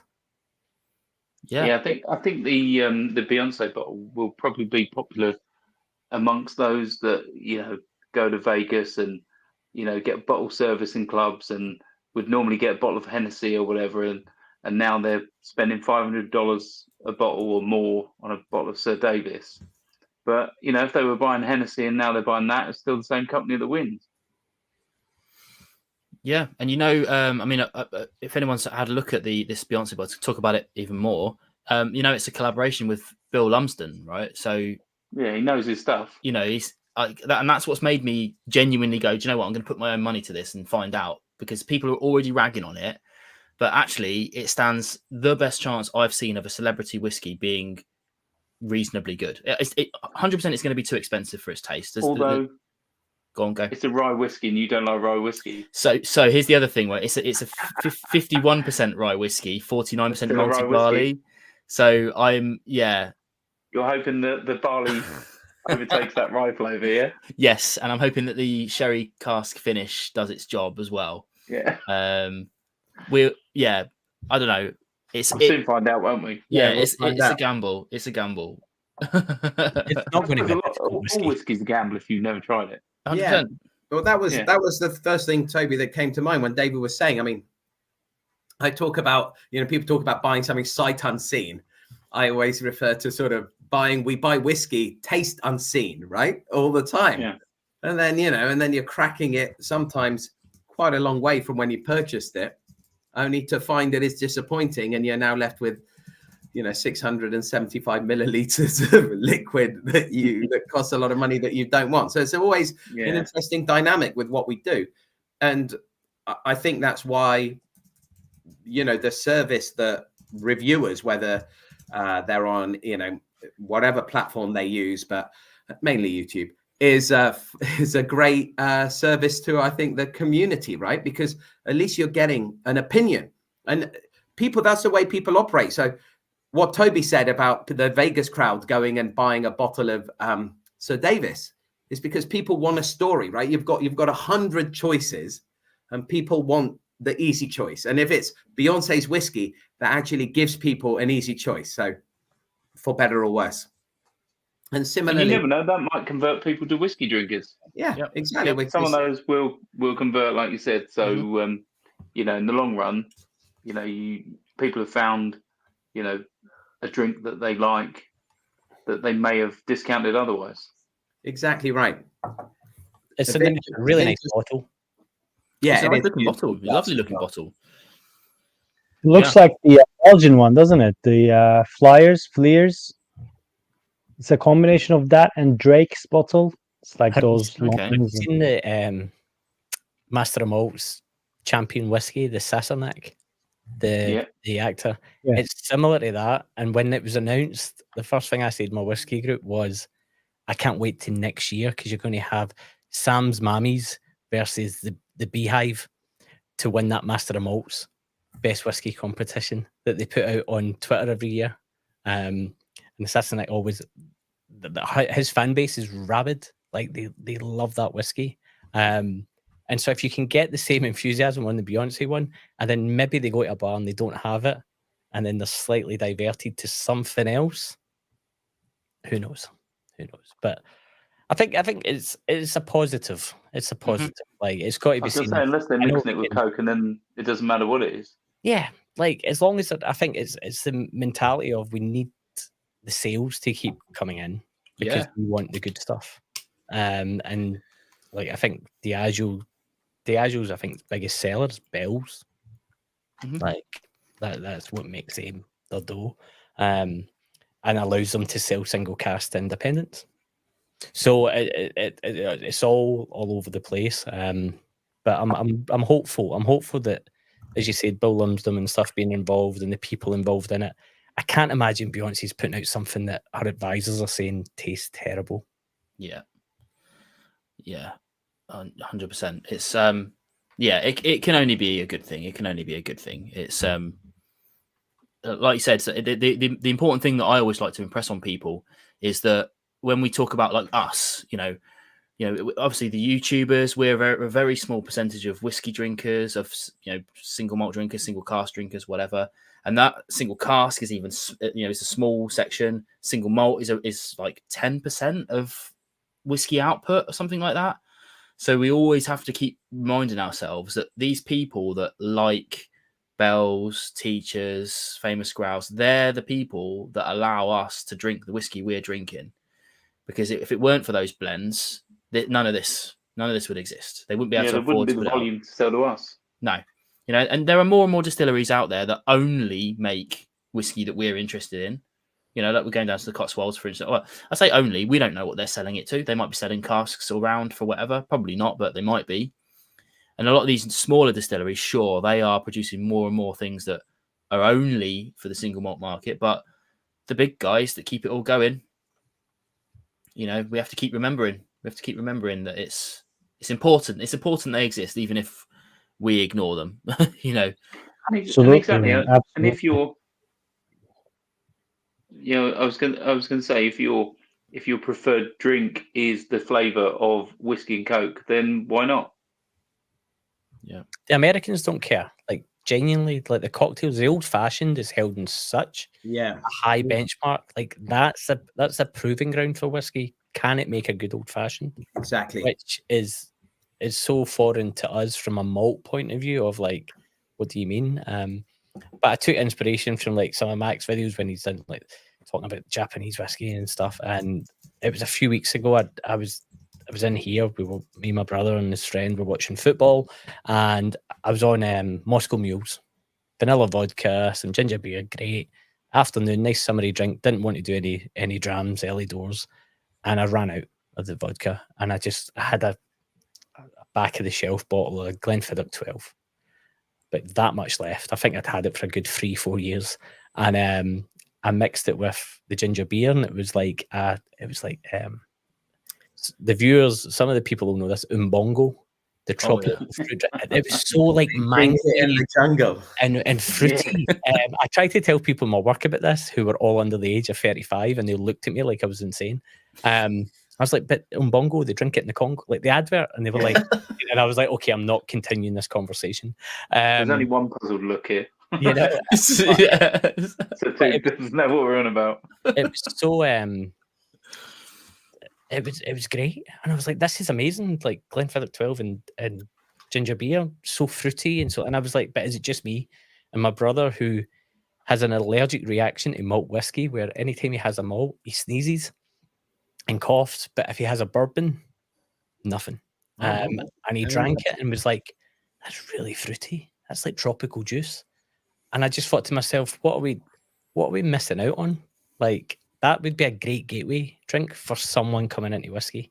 Yeah, to David's point about kind of what goes on in Japan, you know, for better or worse, meaning, you know, some people are going to have different opinions on this, but even those the prized Suntory single malts and the premium blends like Hibiki, almost any age statement, when they talk about them on their websites, they talk about the different nomikata, which means ways of drinking. And straight is, you know, a small part of that. They talk about the highball, which is typically whiskey and soda, you know, in a kind of longer glass. And that's the way that the majority of whiskey is consumed in Japan. What David has just told us he made was a ginger highball. You know, then mizuwari with water, you know, 2-up, all sorts on the rocks, of course, depend, you know, and then variations on whether you're having one rock or, you know, multiple rocks. So, you know, it does. I like that. I like the democratization of whiskey. I think anytime there's any kind of gatekeeping, you're harming yourself and ultimately harming sales and therefore ultimately harming the future of the product. And it's also carries an insane amount of pretension, which is very weird for me to have over a food stuff. I wonder if people who love donuts have the same kind of donut tube round tables where they're also being very pretentious about the snobby. Well, that 2017 glazing that Krispy Kreme is far superior to what has come further. I mean, you think that I'll watch it? Yeah, I know, it sounds good. So yeah, it just feels always very weird to me, and I always try to keep that. For all our pontificating, I do try to keep that at the back of my mind. And I think, dare I say it, because he is the star of the show, Vin, you have managed for 8 years to remain no nonsense, right? Which is fantastic. Even as your success has risen, even as you've gone from 0 to over 15,000 subscribers, as you've started to become a bigger part of the whiskey scene. Clearly enough people know you that when you carry a bottle around, they come up and or pretend to know. Anyway, we don't need to go there. But I got to keep you humble, mate. But seriously, right? You've managed to remove that level of pretension that we all clearly hate, you know, and just go out and tell it how it is, whether you've bought the bottle, whether it's been gifted, whether it's a £1,000 bottle, whether it's a 10 quid bottle. And that's been fantastic. No, I appreciate that. You know, and it's none more true than the video I put out yesterday, which was always going to be a risky one, but I put out a glass review that wasn't of a. Hang on, I'm going to try and say it right because Andrew, who I don't know if you're still watching, he picked me up on my pronunciation of Glencairn because I usually say Glencairn because Glencairn. I also, as I said to Andrew, I also don't really care if I'm pronouncing it incorrectly, which is the truth. But it all adds to the engagement, doesn't it? Yeah, right. So, but yeah, I put out a whiskey glass review, which was always going to be a risky business because the Glencairn whiskey business. Yeah. Tonight I'm drinking out of ISO glasses. When I'm not on camera, I drink out of tumblers. Is the truth. Apart from. Truth be told, when I'm assessing whiskey, when I'm using my little whiskey journal that I've just got, I will use a proper glass. But even then, it's not a Glencairn. But I use them on screen because otherwise I get a lot of stick for it. Did you get one? Oh, of course you got one. Of course you got one. Yeah, Max got one there. Yeah, Max playing with it. Fantastic glass. This is the glass that's been reviewed. That's the reason I'm showing it off. People might think I've just completely lost it, but this is. Like a kaleidoscope when you point it straight at it was interesting, right? But it's nice. It's got this pentagonal thing. Vin talks very eloquently about it, and this actually fits, right? A little kind of dodecahedron inside. Yeah, I don't like the stone. I was quite clear about in my review that I didn't like the stone because I don't cool whiskey. You know, I like whiskey to be warm, you know, room temperature or whatever. I think most of us do. But and it also doesn't seat properly. So when you drink and if you take a heavy slug, it'll slap you in the face. It smacks you in the face, yeah. But talking through the guys who run that, they're producing a new glass where that won't happen anymore. I won't go into it too much, but anyway, the actual glass itself is solid. It's solid glass, literally solid. But it was always going to be a struggle to put that sort of review out. And yeah, I've still done it because it's a glass that I think is good. So, you know, it'll be what it is. It'll be what it is. Greg's just joined us. Greg's Whiskey Guide. He says, what did I miss? Quite a lot, my friend, actually. Beyonce. Lots of Beyonce talk, yeah. And I mean, in truth, actually, what he missed was us talking about what we were drinking and then the Beyonce talk. That's really it, isn't it? But and congratulating you on 8 years. Congratulating me on 8 years, yeah, of course. But yeah, I don't really have much else to talk about, to be honest. So he's probably missed most of the stream, I'll wager. But yeah, Sertug saying put a ring on it. Sertug, you've been very quiet for a long time. What's going on over there? I'm muting my mic because I don't know what's happening.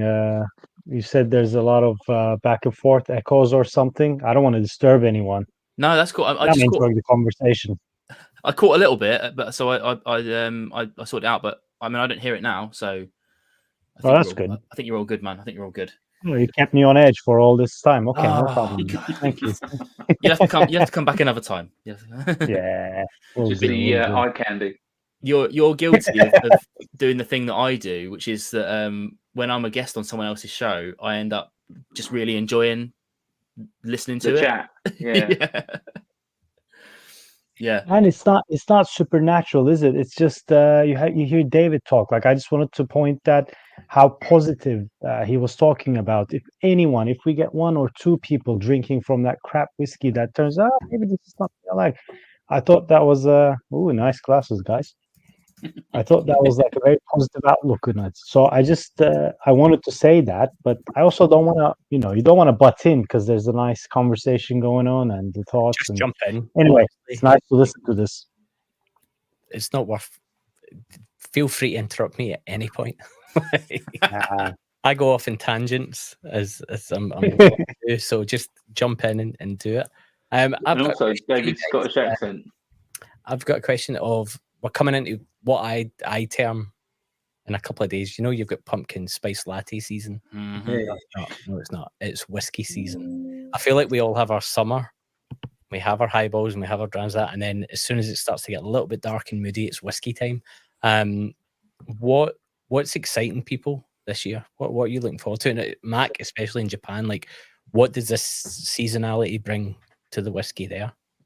Yeah, well, seasonality is super important in Japan.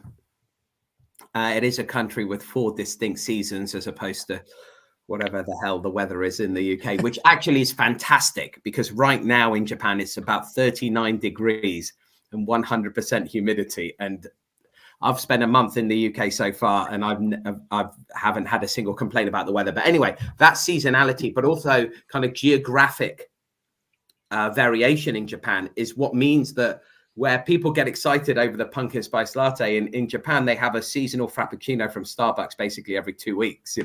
The market demands freshness and demands seasonality. And in a strange and slightly different way, we're going to get that in whiskey now, because over the last decade, we've essentially gone from 10 whiskey distilleries to over 100.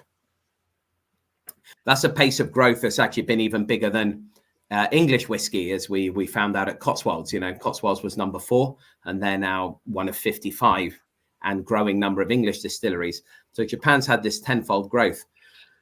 And a lot of distilleries now coming at the end of 2024 and start of 2025 are going to start hitting that 3-year mark and releasing new liquid. And I'm interested to start sifting through that. So That's kind of, you know, to answer your question in a slightly different way, David, that's what's exciting to me. The fact that, you know, coming up later this year, we're going to have a whole slew of releases from some new distilleries, some of whom I've been tracking by getting to know them and through their new makes as well. And so some are excited about, and some I'm waiting for them to go bankrupt in a few years' time. I just need to say, Mac, your video, and I'm not going to pronounce it because I've seen you on other panels before, and I like you can do the pronunciation. The one I'm going to try and say the Chichibu begins with an M. The festival they have. Oh, Matsuri, which just means festival. Yeah, the Chichibu Whiskey Matsuri. I watched that video that you did, and I just thought, oh, how can I get there? How can I wangle? Right, I know. And then you won.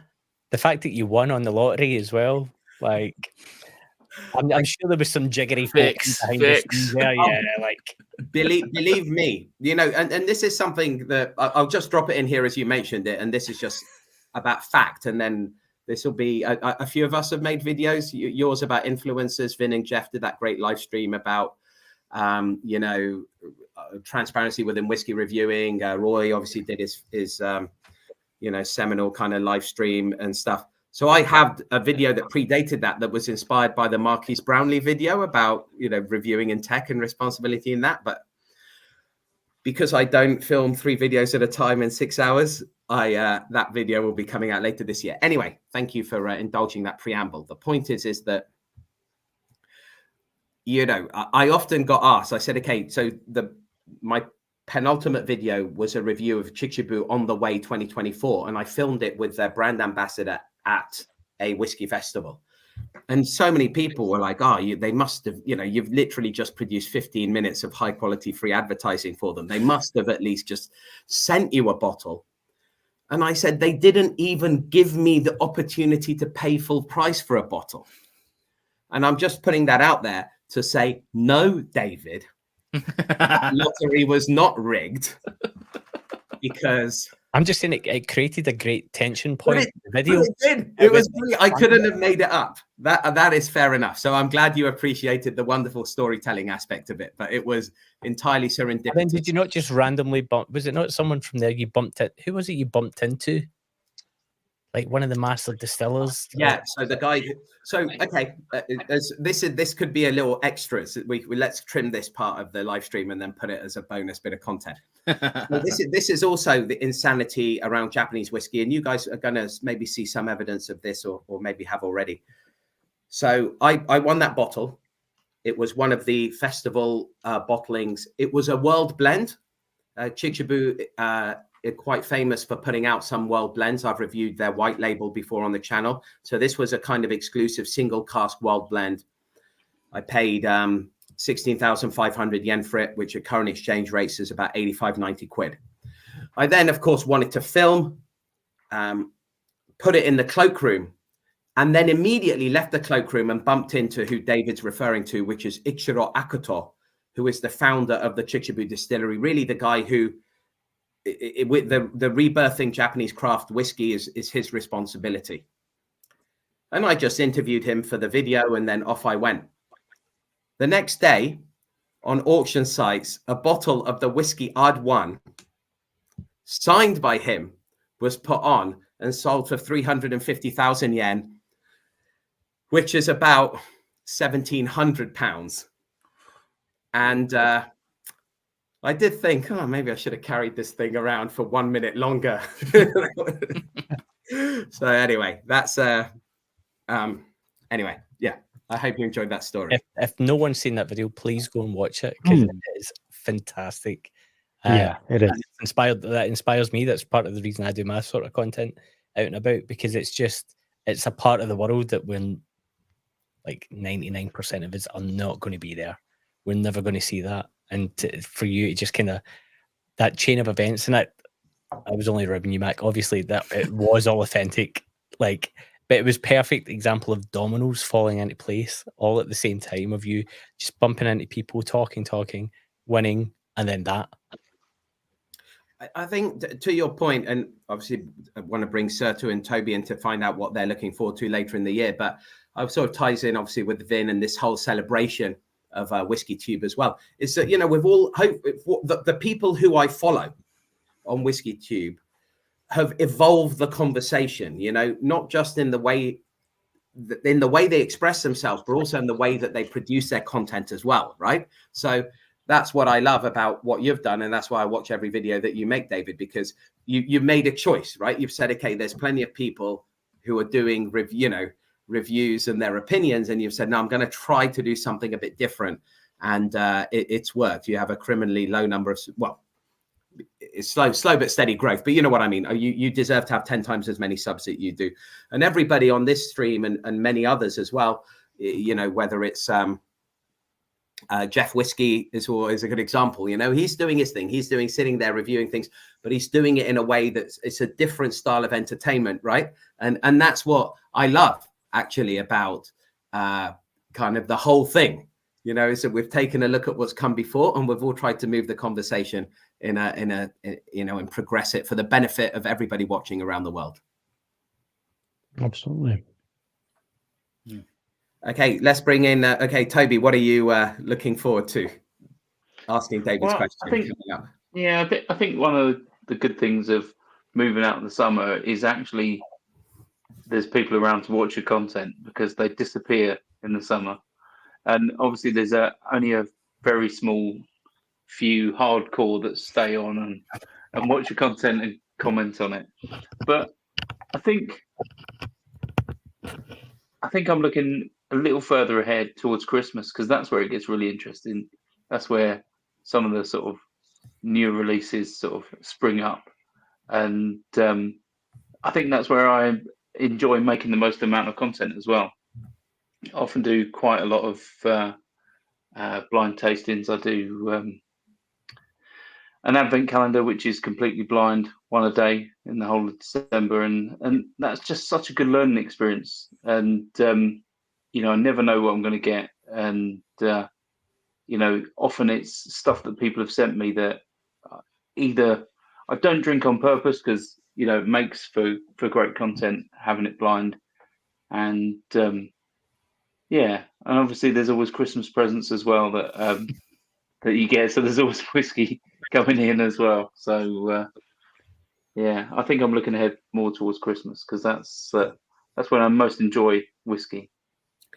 Just to jump in there, Toby, that your blind advent calendar is exactly an example of what I was talking about, right? Like, it's just something not everybody does, and I've really enjoyed watching you attempt to pin down where this stuff. Yeah, and you know, I don't always get it right, and it's fun.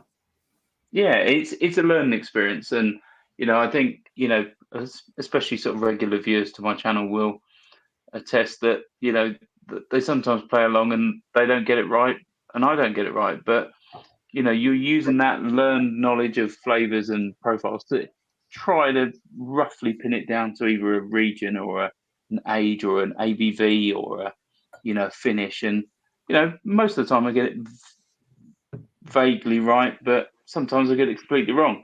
And I think sometimes it's easy to overthink when you're blind tasting a whiskey, and yeah, you can nail your colours to the mast too quickly.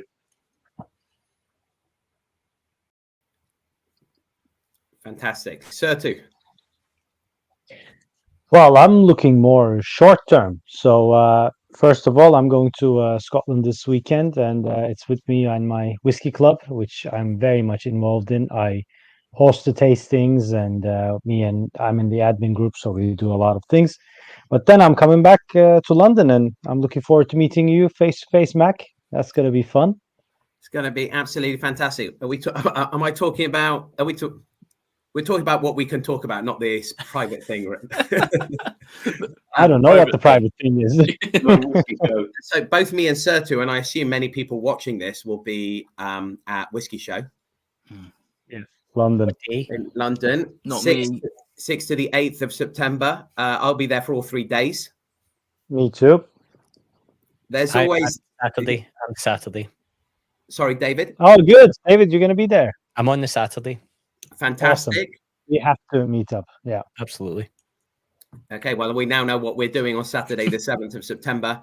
And anybody, please, watching this, come and say hello to one or all of us. We'd love to meet you guys. And if you say no nonsense whiskey, I might have a special dram.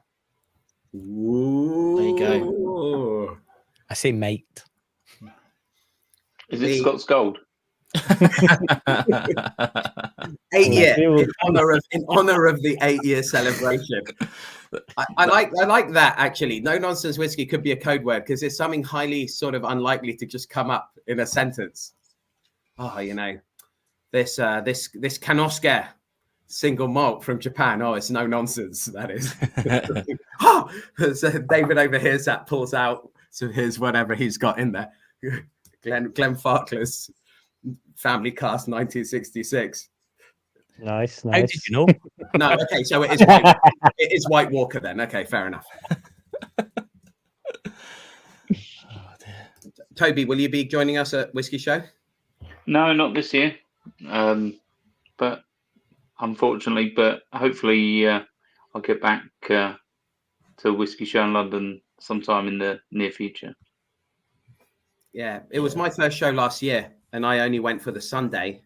And I just thought it was fantastic, and obviously great atmosphere, and the producers are great, and the structure of the show. So it's a slightly more premium ticket than, for example, what we pay in Japan. But then, you know, drams they pour up to, I think it's 500 British pounds in RRP have to be available for free to the consumers. And you know, most of the producers kind of abide by that and willingly pour their expensive stuff as well. So I just really like the vibe, and I'll be there for all 3 days this year. I'm a bit gutted now, but decisions were made. I'll be at the Midlandsy ones this year, I'm afraid. I don't know if anyone, again, it's got small views, but I had a ticket last year for the Glasgow Whisky Festival, and it was also my mother's 60th. The week after, might I add, it was a week after, and my brother organised the dinner for the same time as my ticket the week before. If you watch that video, obviously I'm never going to miss that dinner. Of course not. But this year I've booked it in the diary. I have a ticket. I shall be attending. But one of my friends went to it, and I'd say to him, "Can you just take some footage of like the festival itself and what's going on?" And I didn't look at what he sent me until I was editing the video, and it just was a bunch of whiskey brand ambassadors and Ralphie taking the piss out of me for not being there. And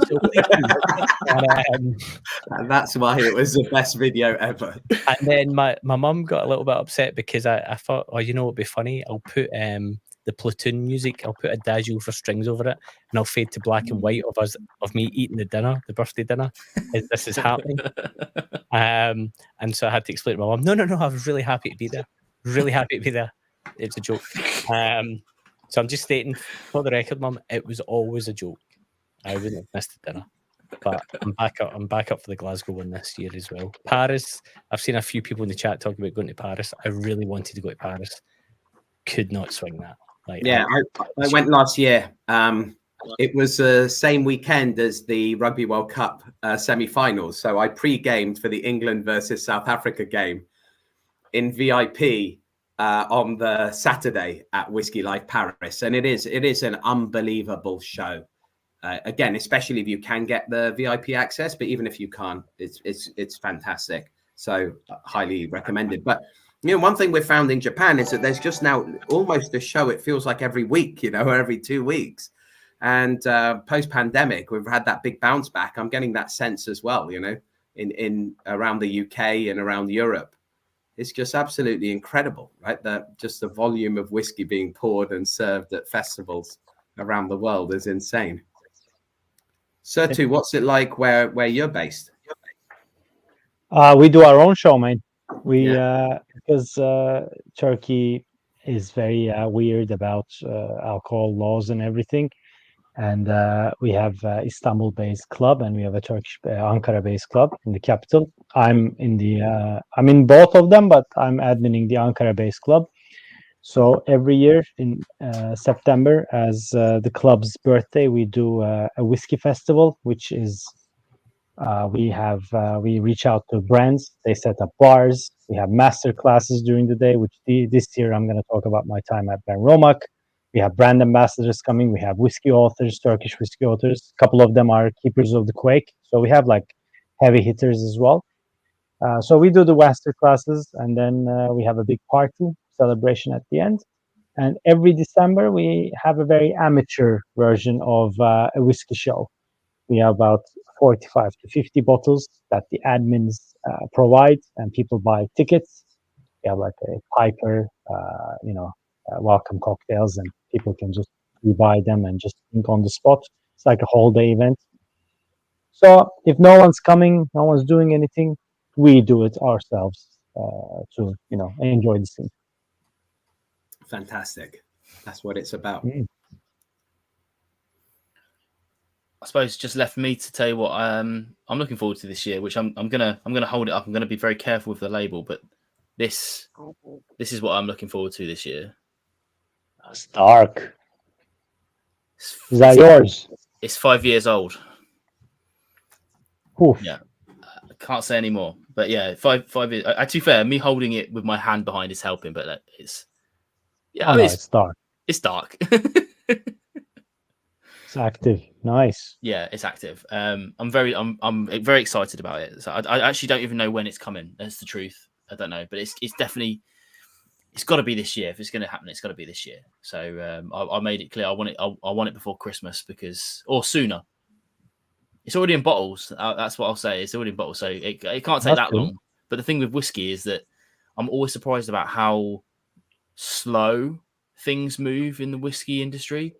Like if you want to bottle something, even if it's in bottles already, which this is, it takes ages to generate the labels, the marketing, blah blah blah, get it all out. It could take months and months and months. I mean, when I did my first sets of releases, we were talking about that for about 8 months before, from first conversation to bottle release, which is insane. But things move slowly. Things move slowly. Is there a seasonality to are they doing that because of the seasonality of sales, or they're trying to hold stuff back until maybe when they see an uptick in sales, or is it just? So in my case, there is a story behind that. I'm trying to be really careful about what I say, but basically they pulled a cask that was in their minds ready, and they were going to use it for under-the-counter drams at festivals. But when I spoke to them, they were like, we've got this thing that we were going to use for that, but you might like it. I'm talking very slowly to make sure I'm thinking about my words as I say them. So they were like, you might like it, and they sent me a sample of it, and I was like, let's do it. Yeah, and there's a little bit more to it than that, and there's a bit more reason why I would have picked it, which will all become clear when we get a bit further on. But James Morgan saying, damn NDA. Do you know what? I'm not even under NDA. I could probably tell you everything, but I'm so scared of it just not happening now. If I did, it's fine, right? Build it up, Build it up. Yeah. It's what the companies do, and you're teasing it, and you people who are listening in right now have got an exclusive, exclusive thing, and so it's we're all invested in you, Vin. Yeah, I'm excited about it, and there should be 80 bottles this time, so there's plenty. There should be plenty to go around for people that want it. But... And what was that you said earlier? Everybody should sign up for the Discord because you'll get first dibs. Yeah, and Patreon. Yeah, well, I mean, do you know what? I never talk about Patreon really, because that's what really supports the channel. In truth, is Patreon. Anthony Skillett, is this my In the Welsh Windcast? No, it's not my In the Welsh Windcast, because that's going to be 3 in June next year, and I might not bottle it. Depending if it's ready or not. Actually, so here's my In the Welsh Wind cask at 2 years. This at 2 years is 55.8%, and I'm going to tell you something now. My this bottle that I'm trying to do is 60.1% at 5 years. Doesn't taste a day over 55 though, to be fair. But yeah, next year's one, I don't know if I'll bottle that straight away because it has to be ready. I'll push it out as far as I can if I need to. But if it's ready at 3 years, I'll bottle it. You know, the only other thing about the In the Welshwind one is it's weird. You know, in a good way. It's for the explorers, but it isn't Scotch. It isn't like Scotch. It isn't trying to be Scotch. So anyone who's like Scotch, they're not going to be happy with it, I don't think. But anyone who's like, I want to try interesting whiskey from an eye still as well. So it's not even from pot still. So yeah, that'll be a tougher sell, I think. But that's a problem for next year. But yeah, I am looking forward to that because I've decided this year that I'm going to really try and do this more often because it's more accessible than we think it is. More accessible. I did a bit about this on my VPub about how accessible it could be, but you know, it can be done. It can be done. Greg's asking, can I tell if it's English or Scottish? No, I can't. Well, I could, but I'm not going to. It's one of those two. It is. I mean, was your... Go on, no, go Sertug. Sertug, go ahead. I was going to ask, was your first bottling a Macmira? No, I did a Dalmore and then an Aberfeldy together as a duo, and then I did my Macmira, which I'm still very proud of. That Macmira, I'm proud of all of them, but I'm specifically proud of the Macmira. That was a fantastic. I just wish I could have done it cheaper. Is the truth. But when you're doing them at these volumes, that's the struggle. Not that I want to go into too much of that today. You know, people can watch my previous live stream for that. But it's doing it. The volumes that we do it at is hard work. And what we're talking about right now. We're trying to squirrel the margins down as far as we can so that it gets as cheap as possible for you guys, because you're the ones that pay for everything. You know, you pay for the taxes, you pay for the labeling, you pay for the bottling, you pay for the shipping. One way or another, and if we can squirrel down some margins here and there, the less supply chain I use, the better, because everyone wants their little slice of the pie. International people will take a hit, but that's unavoidable, I think. But yeah, I'm excited. I'm not going full independent bottler, but I am going to try and do at least a release a year if I can. Nice. Because why not, right? If I can, why not? Yeah. Okay, well, we are nearly 2 hours now, so I think it's probably a good time to wrap up. But I want to say a massive thank you to each of you for coming out today and joining me, because it's a big, you know, as was said earlier, a Tuesday night. It's not an easy thing to sit and drink. Well, it is easy to sit and drink on a Tuesday night, isn't it? A bit too easy sometimes, but we've all got jobs to go to, right? So one way or another. But yeah. A massive thank you to you guys for coming out. Whatever you've got in your glass, I'll say cheers. Thank you. And congratulations, Win. Yeah, congratulations. Yeah, congratulations. Kampai. Thank you. While you're all on screen, I'll say thank you to everybody else as well. But thanks everyone for watching. Most of you have stuck with it actually today. We started at 50 odd. We're at 39 now. So thanks everyone for watching. Always say it every year. Still can't believe it. Still grateful for everyone for watching. All through the summer, as we talked about a little bit, the ebbs and flows of it. You know, when we get the fanciful highs of Christmas, we don't forget about you guys sticking around during the summer. I certainly still plug away with the content. But yeah, thank you very much, everybody. We'll call it there. Anyone want to say anything before the end of the stream? Just thank you, Vin. Thank you for years of great content, and keep doing what you're doing. Absolutely. Stick around, guys. We'll do a bit of a debrief afterwards, but yeah, we'll call it there. Thank you very much, everybody, and we'll see you again on the next. I was going to say No Nonsense Whiskey then. The WhiskyTube RoundTable, of course, episode 9. Don't know where it's going to be yet, but keep an eye on the channels, and we'll tell you where it's going to be.